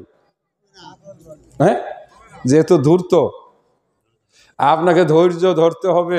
আল্লাহ পরীক্ষা নেবেন, 6 মাস সময় দেন, 1 বছর সময় দেন। এই আল্লাহর বান্দা কোরআন মাজিদ তেলাওয়াত করে রাস্তায় বের হন, ওমান ইয়াতাওয়াক্কাল আলাল্লাহি ফাহুয়া হাসবুহু। আল্লাহ কোরআনে বলেন যে ব্যক্তি আল্লাহর উপর ভরসা করে আল্লাহ তার জন্য যথেষ্ট হয়ে যায়। উদাহরণ নেন, আপনি মোটর সাইকেলে দিয়ে যাচ্ছেন, আমিও আজকে একটা মোটর সাইকেলে করে শহর থেকে অর্থাৎ আপনাদের এই উপজেলা থেকে এখানে আসলাম। মোটর সাইকেলে আমি উঠতে চাই না, উঠার সময় 3-4 বার করে তাওয়াক্কালতু আলাল্লাহ বলি, কেননা আমার চোখের সামনে 2 জন যুবককে আমি এইভাবে মরতে দেখেছি। আমি বাসের মধ্যে বসা ছিলাম, পিছনের ছেলেটা এরকম করে লাফাইতেছিল, আগের ছেলেটার গাড়ের উপর দিয়া ঢং করতেছিল, দ্বিতীয় ছেলেটা মোটর সাইকেল নিয়ে এইরকম করতেছিল। আমি বক্তৃতা করে ফিরে আসতেছি, বাসের পাশে জানালার কাছে বসেছিলাম, নিজের মনেই হঠাৎ করে জাগলো, ছেলে 2টা কেন এমন করছে, হঠাৎ যদি কোনো গাড়ির সামনে পড়ে যায় কি অবস্থা হবে। আমার চোখে দেখা দৃশ্য আমার শরীর শরীরের পশম শিউরে উঠে, আমার ভিতরে খাবার বন্ধ হয়ে যায়, মাঝে মাঝে আমার যেন কেমন একটু অন্যরকম হয়ে যায়। আমি দেখলাম সামনে থেকে একটা ট্রাক আসতেছে, ছেলে দুইটার ব্যালেন্স করতে পারে নাই, মুহূর্তের মধ্যে ট্রাকের সামনে বাড়ি খেয়ে একেবারে চাকার নিচে পড়ে গেল। মোটর সাইকেলটা দুমড়ে মুচড়ে শেষ হয়ে গেল। একটা ছেলের পেটের উপর দিয়ে চাকা গেল, ভুঁড়ি বের হয়ে গেল, শুধু হাত দুইটা এরকম নাড়াইতে দেখলাম।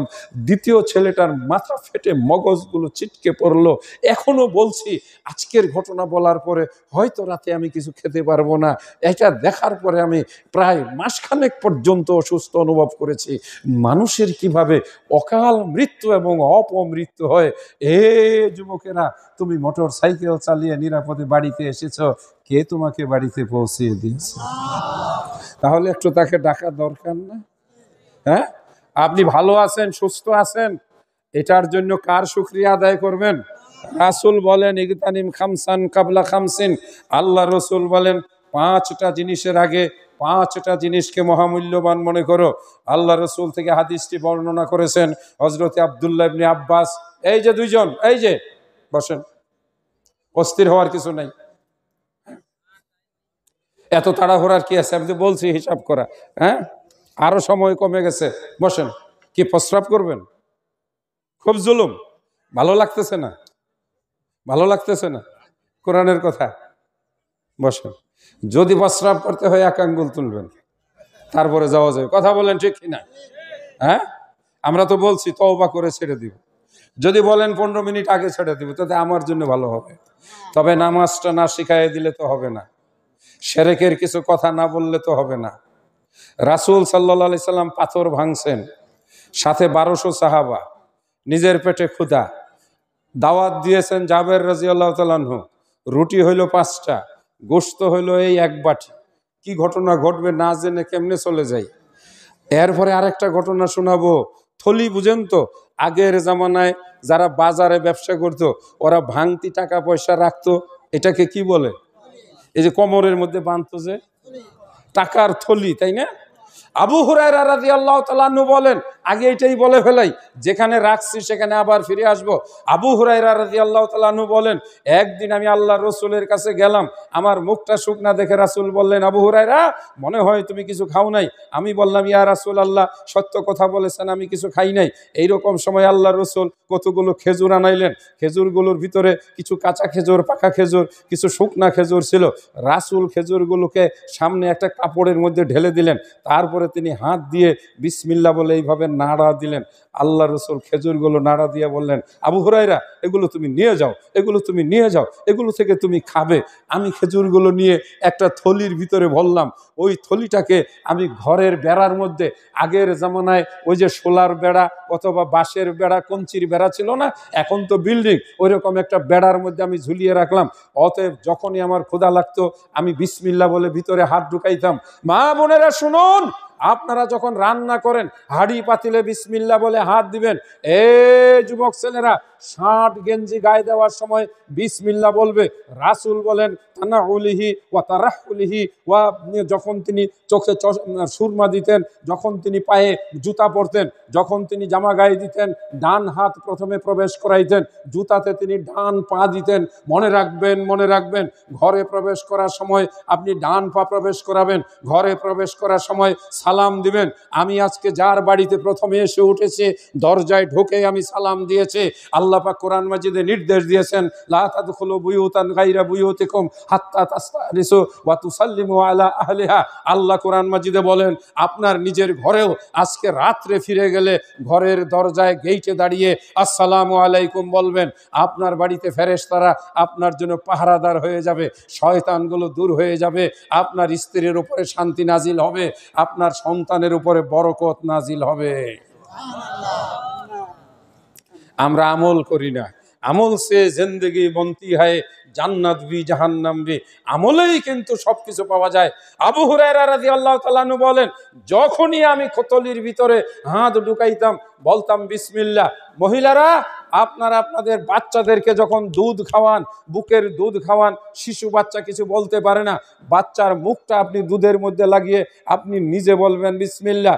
বাচ্চা যখন দুধ খেয়ে ফেলবে, মুখটা মুছে দিয়ে আপনি বলবেন জোরে বলেন আলহামদুলিল্লাহ। আপনার এই বাচ্চা বউ নিয়ে ঢাকায় গিয়ে একা একা থাকবে না, আপনার কথা ভুলবে না। বক্তৃতা মিলছে? আপনি জীবনে বিসমিল্লাহ বলেন না, আপনি বাচ্চারে দুধ দিয়ে এরকম ফেসবুক দেখেন, আপনি গান দেখেন, অথবা বাচ্চারে দুধ খাওয়াইতেছেন টেলিভিশনে, আপনি জলসা অথবা ওই যে কি জানি আছে আরো স্টার জলসা, এইগুলো দেখেন, কিরণমালার ছবি দেখেন, আপনার ছেলে আপনাকে ধাক্কা দিয়া লাথি দিয়ে ফেলাই দেবে না তো কাকে ফেলাবে? কথা বলেন ঠিক কিনা? আলহামদুলিল্লাহ এখনো সমাজে ছেলে পেলে আছে যারা আদব কায়দা নিয়ে জন্মায়। আমি এরকম 10, 20, 50টা উত্তরার ছেলে পেলের কথা জানি, যারা আমার কাছে বলে, এসে বলে, শেখ আমার ছেলে আমাকে সালাম দেয়, আসসালামু আলাইকুম, কুম আব্বাজান কেমন আছেন, বাবার সঙ্গে হাত মিলায়, পায়ে পা মিলায় নামাজ পড়ে। আমার ছেলেটাও যখন আমার সঙ্গে পায়ে পা মিলায় নামাজ পড়ে, ভাইরে আমার আব্বা যে রাত্রে মারা গেলেন, আমার ভাইজান প্রফেসর ওই যে সে আহমদ আলী সাহেব হয়তো শুনে আবেগ আপ্লুত হবেন, আমার আব্বা এশার নামাজ পড়াইলেন, আমি ওনার পায়ের সঙ্গে পা মিলাইয়া দাঁড়াইলাম। বাবা আর ছেলের দুইটা পা যখন মিলে গেল, দুই শরীরে রক্ত যখন একসাথে প্রবাহিত, আমার এমন অনুভূতি হলো আমার আব্বার হার্টের আওয়াজ যেন আমি আমার হার্টে শুনতে পেলাম। আব্বাজান সেদিন সম্ভবত সূরা কুরাইশ পড়েছিলেন এবং সূরা ওই যে সেই আরাইতাল্লাযীবুদ্দিন এই সূরা পড়ে এশার নামাজ পড়াইলেন। পাশা মাথার কাছে বসলাম, গল্প করলাম রাত 9টা পর্যন্ত। হঠাৎ করে তার ভিতরে যন্ত্রণা শুরু হলো, পাশের রুম থেকে ফিরে আসলাম। ভাইরে মৃত্যু যে কত সহজ।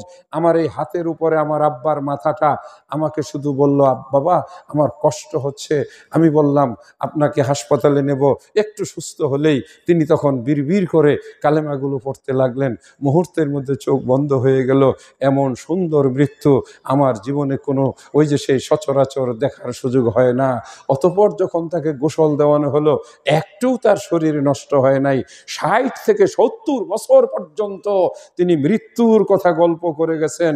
মৃত্যু বড় ভয়ানক, মৃত্যু বড় ভয়ানক, মৃত্যু বড় ভয়ানক। এটা আমার কথা নয়, নবী মুহাম্মদুর রাসূলুল্লাহ সাল্লাল্লাহু আলাইহি ওয়াসাল্লাম বলেছেন, ইন্নালিল মাউতি সাকারাত, ইন্নালিল মাউতি সাকারাত, ইন্নালিল মাউতি সাকারাত। মৃত্যুর বড় কষ্ট হয়। যুবক প্রস্রাব করে পানি নিও, যুবক প্রস্রাব করে পানি নিও। রাসূল বলেছেন যে প্রস্রাব করে পানি নেয় না, তার বড় মৃত্যুর কষ্ট হয় রে বাবা, তার বড় কবরের কষ্ট হয় রে বাবা। সাবধান, সাবধান। আমি এসেছি তোমাদেরকে রাসূলের দুই একটি কথা শুনিয়ে যাওয়ার জন্য। আল্লাহ রাসূল বলেন, ফাইন্না আম্মাতা আযাবিল কবরি বিল বাউলে, এটাও কামা ক্বালা রাসূলুল্লাহ সাল্লাল্লাহু আলাইহি ওয়াসাল্লাম। কবরের আযাবের মূল কারণ হলো যারা প্রস্রাব করে ভালো করে পানি নেয় না।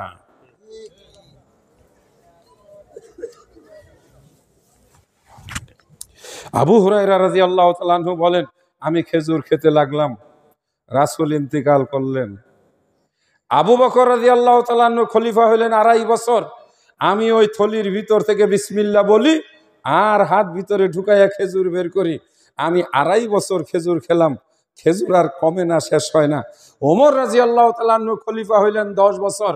আবু হুরায়রা রাদিয়াল্লাহু তাআলা আনহু বলেন, এই সময় আমাকে গভর্নর বানিয়ে পাঠিয়ে দেওয়া হলো ইরাকে।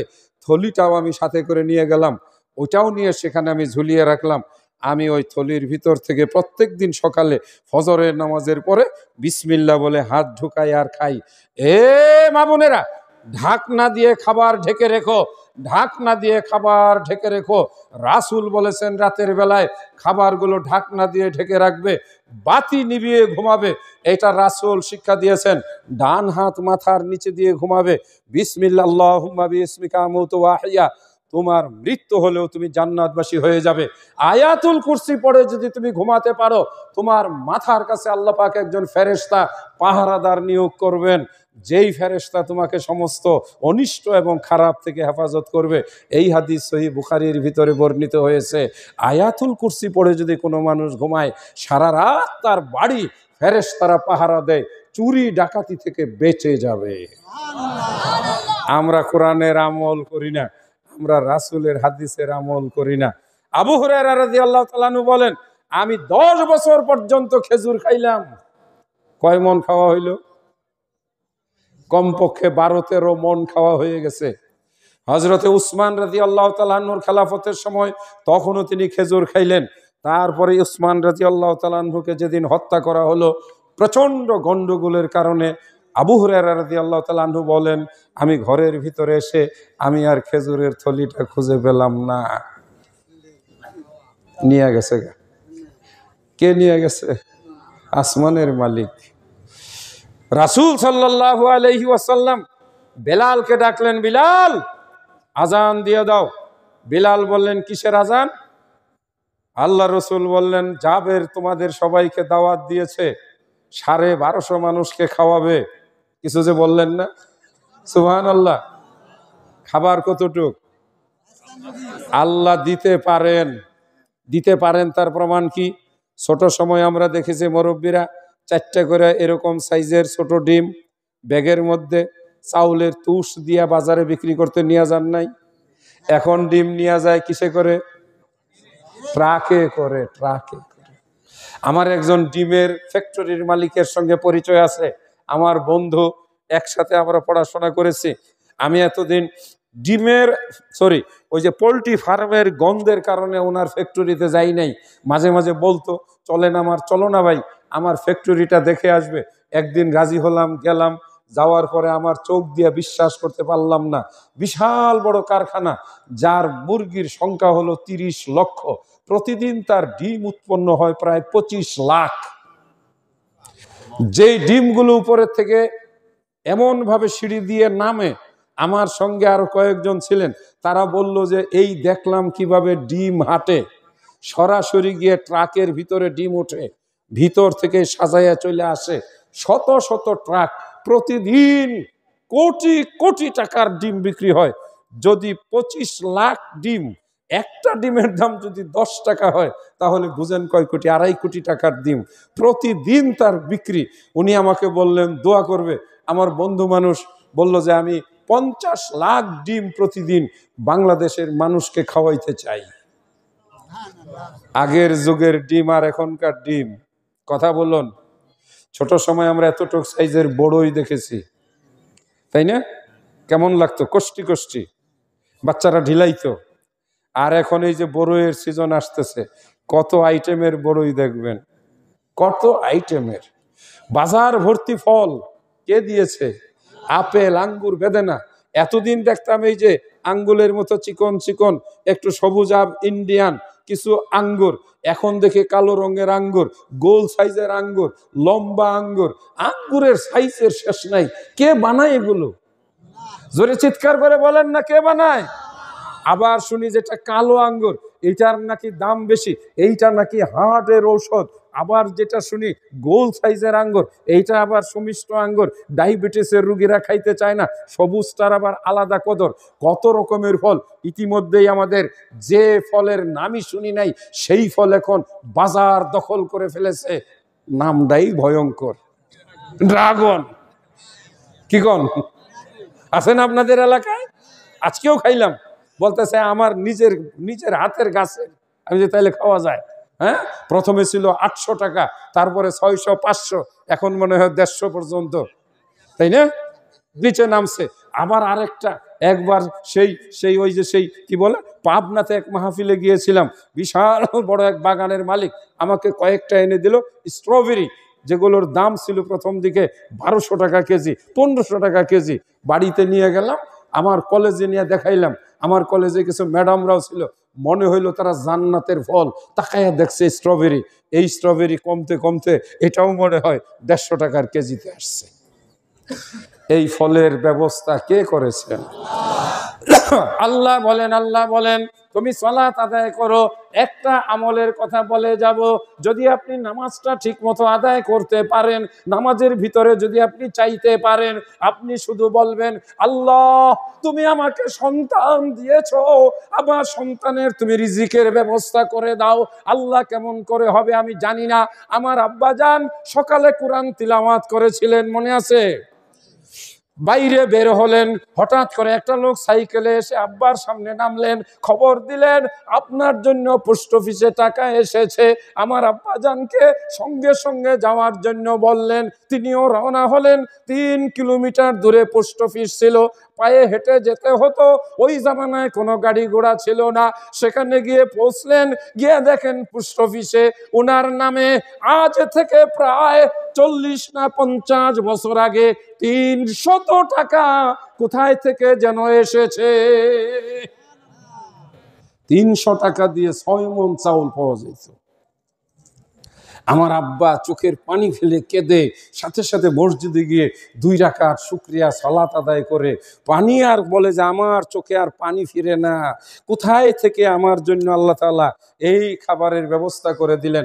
আমি এইরকম 100 নয় 1000 ঘটনা ইসলামের ইতিহাস থেকে, কোরআন হাদিসের পাতা থেকে, বিশেষ করে সাহাবায়ে কেরাম তাবে তাবিঈনদের জীবনে থেকে শোনাতে পারবে। ওমান ইয়াতাওয়াক্কাল আলাল্লাহ ফাহুয়া হাসবুহু। আবু হুরায়রা ডাক দিলেন, সাহাবারা চলো চলো। মাটি কাটা 1200 লোক, মুহূর্তের মধ্যে তারা উঠে গেল। তারা হাত মুখ ধুয়ে সেই জাবেরের বাড়ির দিকে রওনা হলো। জাবের রাদিয়াল্লাহু তাআলা ভিতরে ঢুকে গেলেন, নিজের স্ত্রীকে গিয়া বললেন, ওগো আমার প্রিয়তমা, নবীজিকে একা আসতে বলেছিলাম, উনি তো 1200 জন লোক নিয়ে আসতেছে, আমি কেমন করে এতগুলো মানুষের জন্য খাবারের ব্যবস্থা করব? আল্লাহ রাসূল আগে গেলেন, জাবেরকে ডাক দিলেন, জাবের বেরিয়ে আসো। জাবের রাসূলের সামনে এসে দাঁড়ালেন। রাসূল বললেন, জাবের তুমি ভয় পেয়ে গেছো, জীবিকার মালিক হলো আল্লাহ। বিসমিল্লাহ বলে তুমি খাবারের পাতিলটা ঢেকে আমার সামনে তুমি নিয়ে আসো, আর রুটিগুলো একটা কাপড় দিয়ে ঢেকে রাখো। আমি মা বোনদেরকে আবার বলছি, যদি তুমি বাচ্চাদেরকে খাবার খাওয়াও, খাবারগুলো ঢেকে রাখো, ঢাকনার নিচ থেকে বিসমিল্লাহ বলে খাবার বের করো। আমি বলে গেলাম তোমার খাবারের মধ্যেও আল্লাহ বরকত দিয়ে দিবে।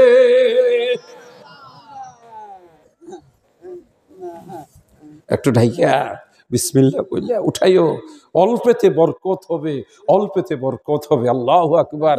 সম্মানিত ভাইরা আমার, এটা শুধু জীবিকার কথা বলতেছি, জীবিকার কথা বলতেছি। যুবক ছেলেপেলেরা, আল্লাহর কাছে জীবিকা চাও, আল্লাহর কাছে চাকরি চাও, আল্লাহর কাছে সম্পদ চাও, আল্লাহ তোমাকে উঠাইয়ে দিবে, উঠাইয়ে দিবে, উঠাইয়ে দিবে ইনশাআল্লাহ। আমার 16 আনা বিশ্বাস আছে।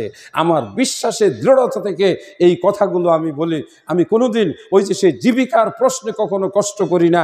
একটা আশ্চর্য ঘটনা, গত বছরের এই রকম ওয়াজ মাহফিলে আমি যাব, এই পথ দিয়ে মাত্র 3 মিনিট গেলে আমি মাহফিলে পৌঁছে যাব।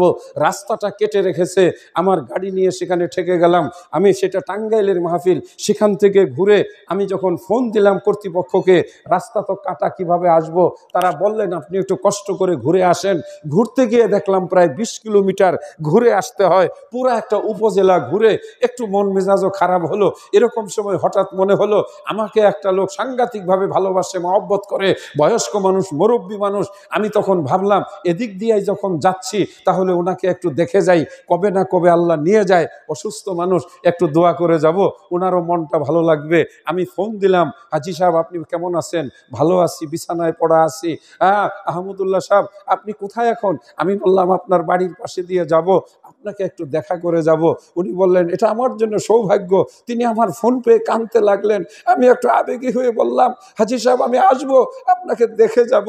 এইবার আমি তার বাড়িতে ঢুকলাম, গিয়ে দেখি বিছানায় শুয়ে আছেন। শোয়া মানুষটাকে আদর করে ভালোবেসে পাশে বসে একটু দোয়া করে, রুগী দেখার দোয়া পাঠ করে তার শরীরে মাথায় ফু দিয়ে বিদায় হব।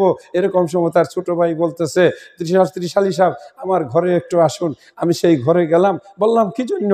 গিয়ে দেখি সেখানে একেবারে গরম ভাত, সেই কবুতরের বাচ্চা রান্না, ছোট মুরগির রান্না, মানে একটা উন্নত মানের একটা খাবার।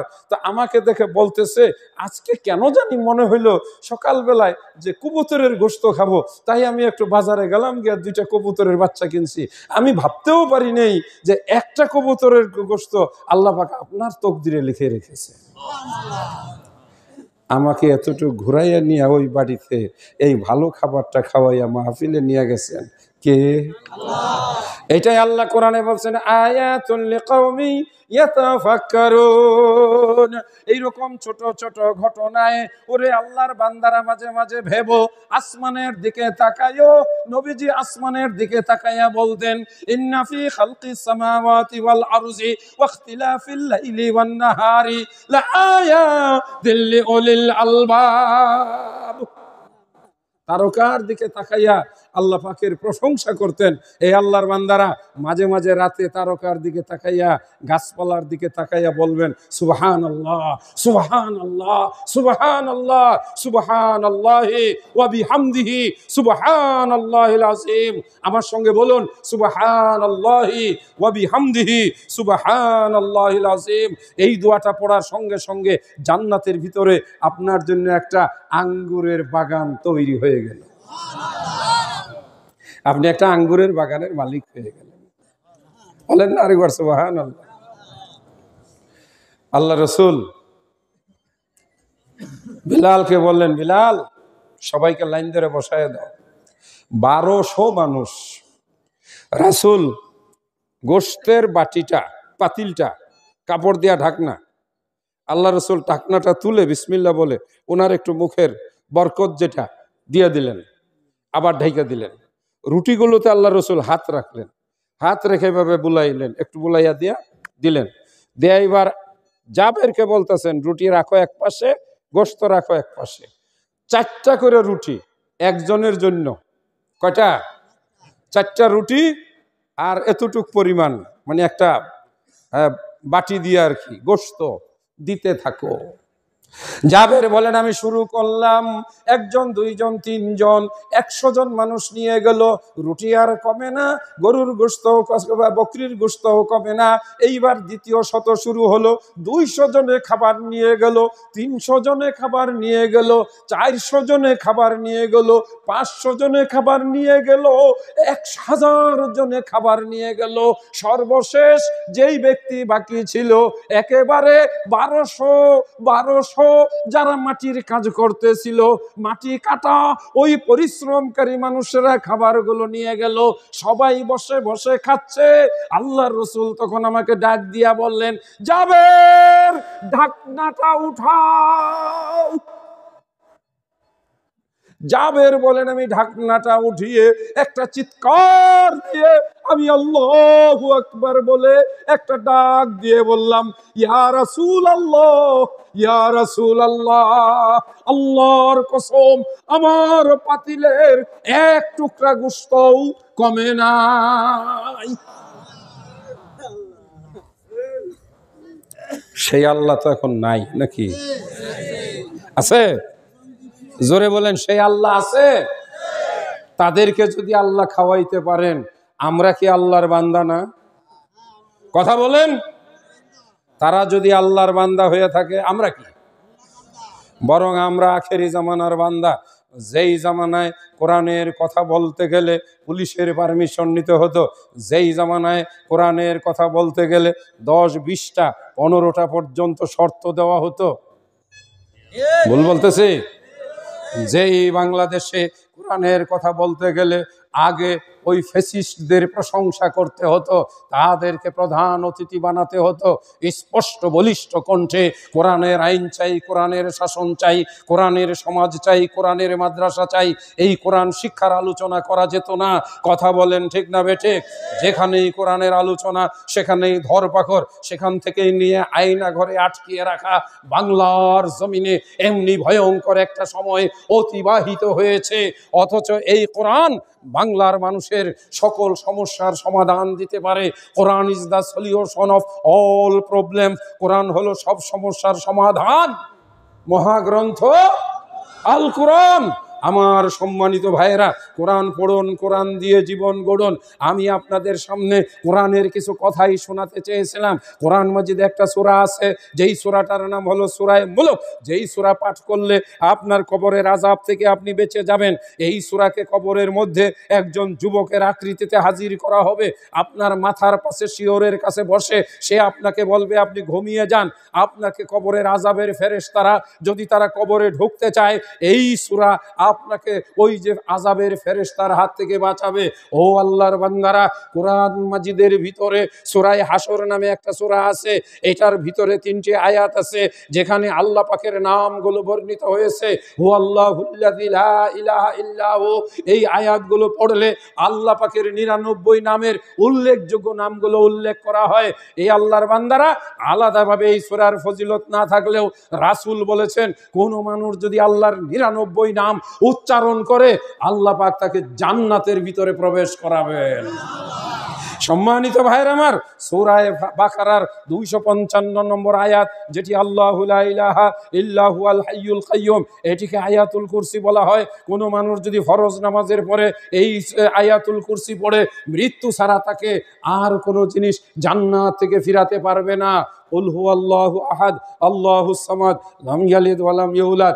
এই সূরার নাম সূরা ইখলাস, এই সূরার নাম সূরাতুত তাওহীদ। এই সূরার ভিতরে তাওহীদের কথা আছে। এই সূরা কোনো মানুষ যদি মন দিয়ে মনোযোগ দিয়ে পাঠ করে, এটা কোরআনের 3 অংশের 1 অংশ তেলাওয়াতের সমান মর্যাদা হয়ে যায়। এটা আল্লাহর একত্ববাদের সূরা। মাগরিবের নামাজের পরে কুল আউযু বিরাব্বিন নাস, কুল আউযু বিরাব্বিল ফালাক, এই সূরাগুলো পড়ে হাতের মধ্যে ফু দিয়ে মুখের উপরে মাসা করে আপনি পুরা শরীরটা মুছে দিবেন।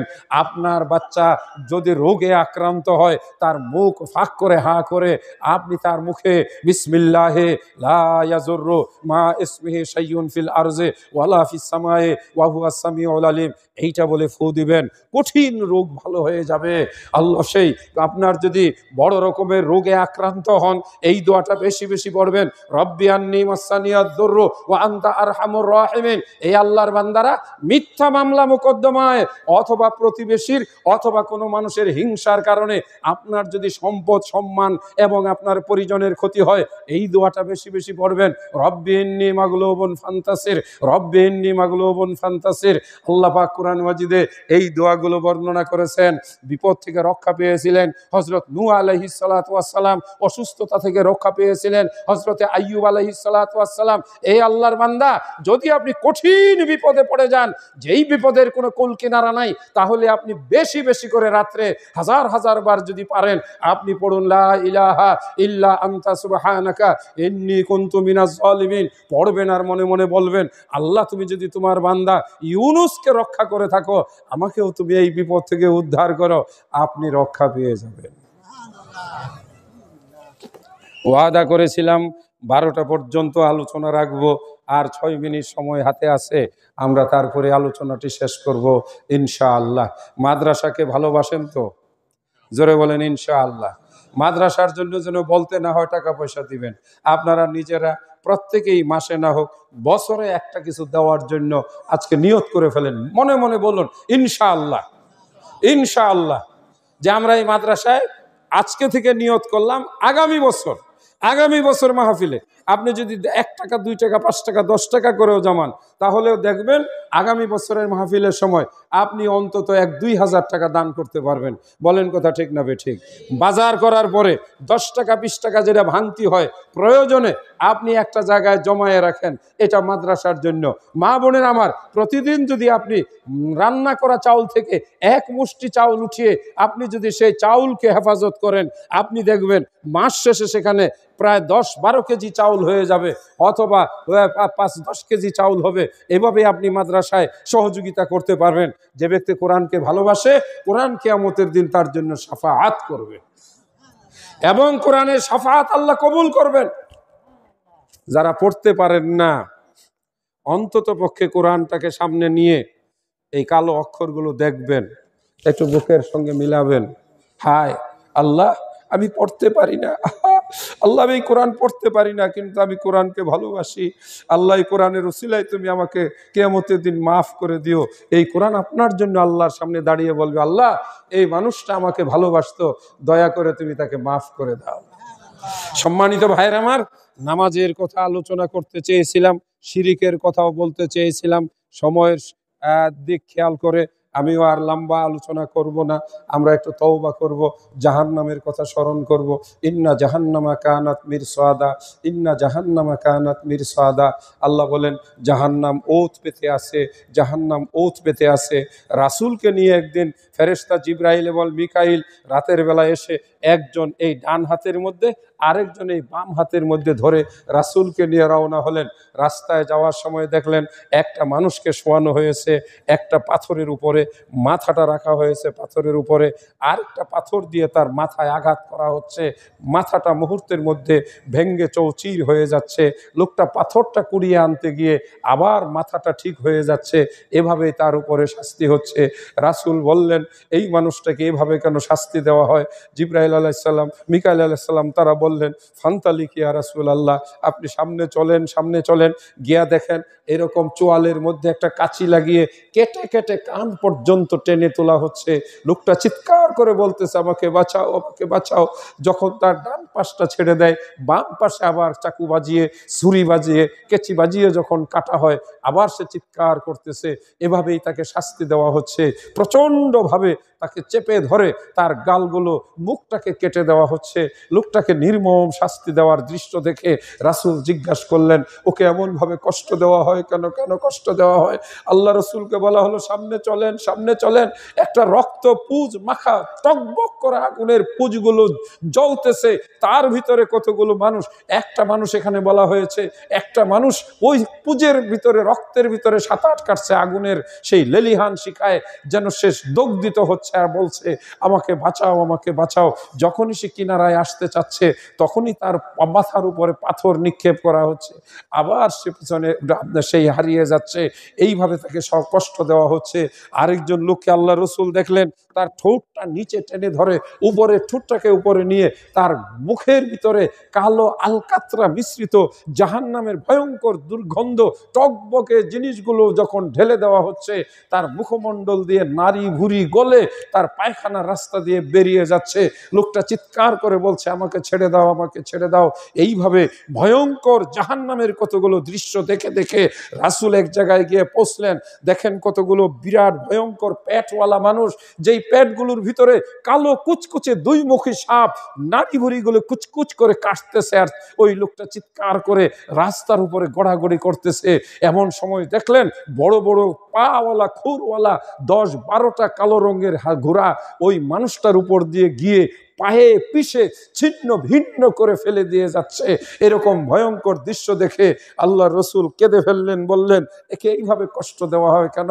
রাসূলকে বলা হলো ইয়া রাসূলুল্লাহ আপনি সামনে চলেন, সামনে চলেন। তন্দুরের মতো মুখটা চাপা, আগুন বের হচ্ছে, টকবকে কালো আগুন। এই আগুনের সঙ্গে কতগুলো ছেলে মেয়ে উপরের দিকে উঠছে আর নামছে এবং চিৎকার করতেছে, বলতেছে বাঁচাও, বাঁচাও। এই মানুষগুলো, যুবকগুলোকে আল্লাহ রসুল জিজ্ঞাসা করলেন। সাহাবীর ওই দুইজন বললেন ইয়া রাসূলুল্লাহ আপনাকে অনেক দৃশ্য দেখানো হলো, আরো অনেক দৃশ্য বাকি আছে, 2-4টা আমি আপনাদের সামনে বলে যাব।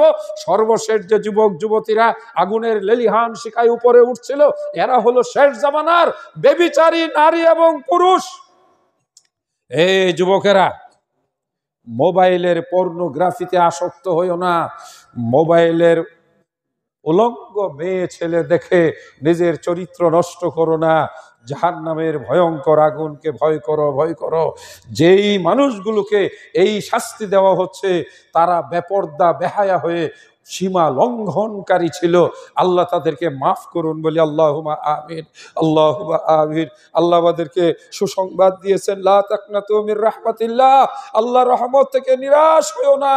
ইন্নাল্লাহা ইয়াগফিরুয যুনুবা জামিআ, আল্লাহ তোমাদের সব গুনাহ মাফ করে দিবেন। আমরা আমাদের গুনাহগুলোর কথা স্মরণ করি, জানি না কে কোন গুনাহ করেছি।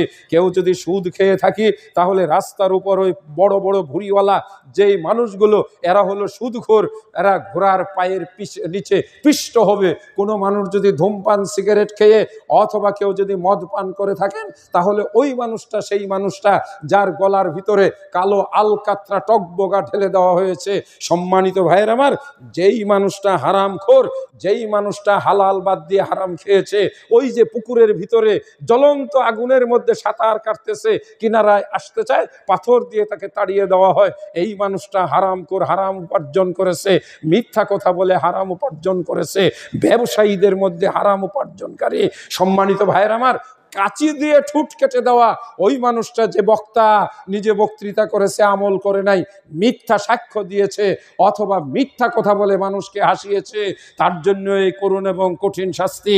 আল্লাহ রসুল একদল মেয়েকে দেখলেন জাহান্নামের আগুনে চুলের সঙ্গে শিকল দিয়ে বেঁধে ঝুলিয়ে রাখা হয়েছে। রাসূলকে বলা হলো, ইয়া রাসূল আল্লাহ, এরা হলো ওই সব মেয়ে যারা নিজেদের রূপ যৌবন পর পুরুষের সামনে প্রকাশ করে ঘুরেছে। আল্লাহ আমাদেরকে হেফাজত করুন, আমিন। সম্মানিত ভাইরা আমার, এখন তওবা হবে, রাত 12টা বেজে গেছে, আমিও শেষ করব।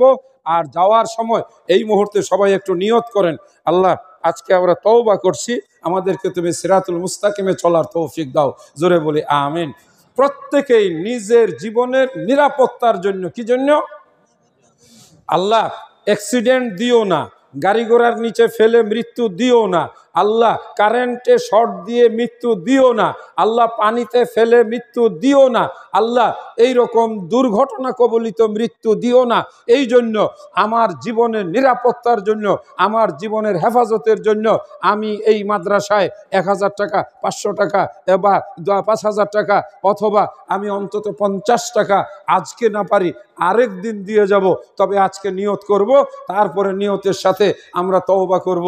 একটু আমরা সবাই আগে কালেমায়ে শাহাদা পড়ি, কেননা আগে সাক্ষ্য দেই। আশহাদু আল্লাহ ইলাহা, বলুন আশহাদু আল্লাহ ইলাহা ইল্লাল্লাহু ওয়া আশহাদু আন্না মুহাম্মাদান আবদুহু ওয়া রাসূলুহু। এই কালেমা মন থেকে বিশ্বাস করে পড়লে তার পিছনের সব গুনাহ মাফ হয়ে যায়। আরেকটা কালেমা আছে, বলবেন লা ইলাহা ইল্লাল্লাহু ওয়াহদাহু লা শারীকা লাহু লাহুল মুলকু ওয়া লাহুল হামদু ওয়া হুয়া আলা কুল্লি শাইইন কাদির। এটা কালেমায়ে তাওহীদ বলা হয়। সাগরের ফেনাতুল্য গুনাহ হলেও আল্লাহ মাফ করে দিবেন। যেই কালেমাটা জান্নাতে নিয়ে যাবে, যেই কালেমাটা জান্নাতের চাবি, রাসূল বলেন যে ব্যক্তি এই কালেমাটা বলবে আল্লাহ তাকে জান্নাত দান করবেন। এটা সবচেয়ে ছোট কালেমা।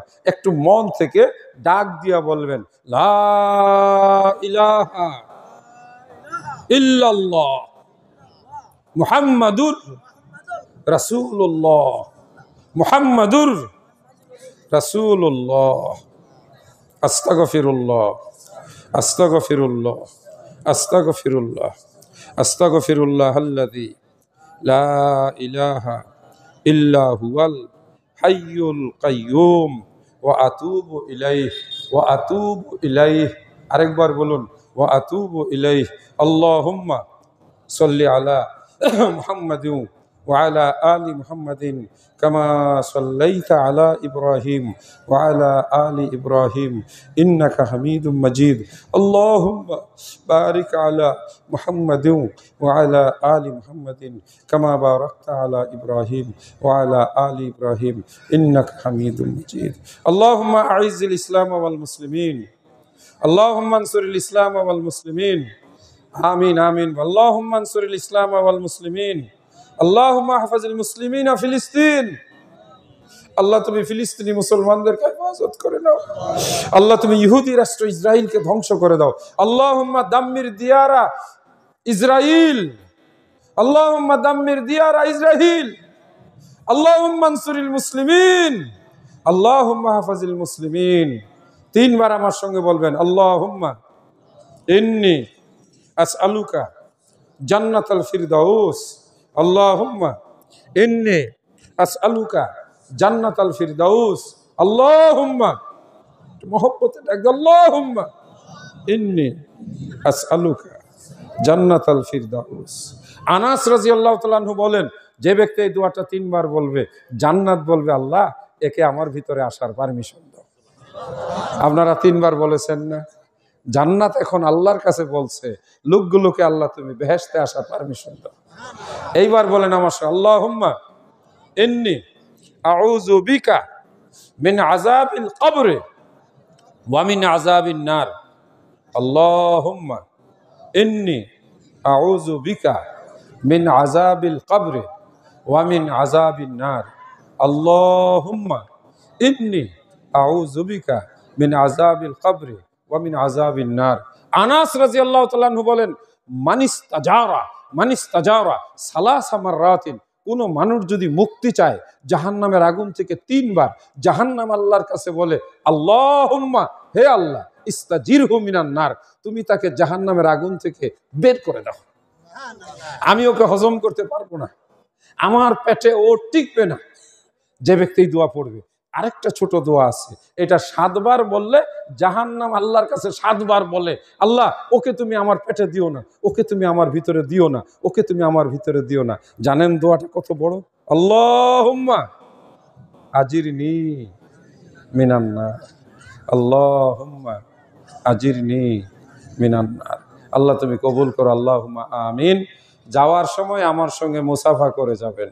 আমি দূরের মানুষ, যা দোয়া করলাম দোয়া কবুল হবে ইনশাআল্লাহ। আর মুসাফার সময় মাদ্রাসার জন্য নগদ যা পারেন রেখে যাবেন। আমি সামনে বসবো, আমার সঙ্গে দোয়া পড়েন, সুবহানাকা আল্লাহুম্মা ওয়া বিহামদিকা আশহাদু আল্লা ইলাহা ইল্লা আনতা আস্তাগফিরুকা ওয়া আতুবু ইলাইক। আজকের মতো বক্তৃতাটি এখানেই শেষ করলাম। জি, আমি সামনে বসবো, সামনে আপনারা আস্তে আস্তে আসবেন, দোয়া নিয়ে যাবেন। জি, এই চেয়ারটা একটু আগাই দাও।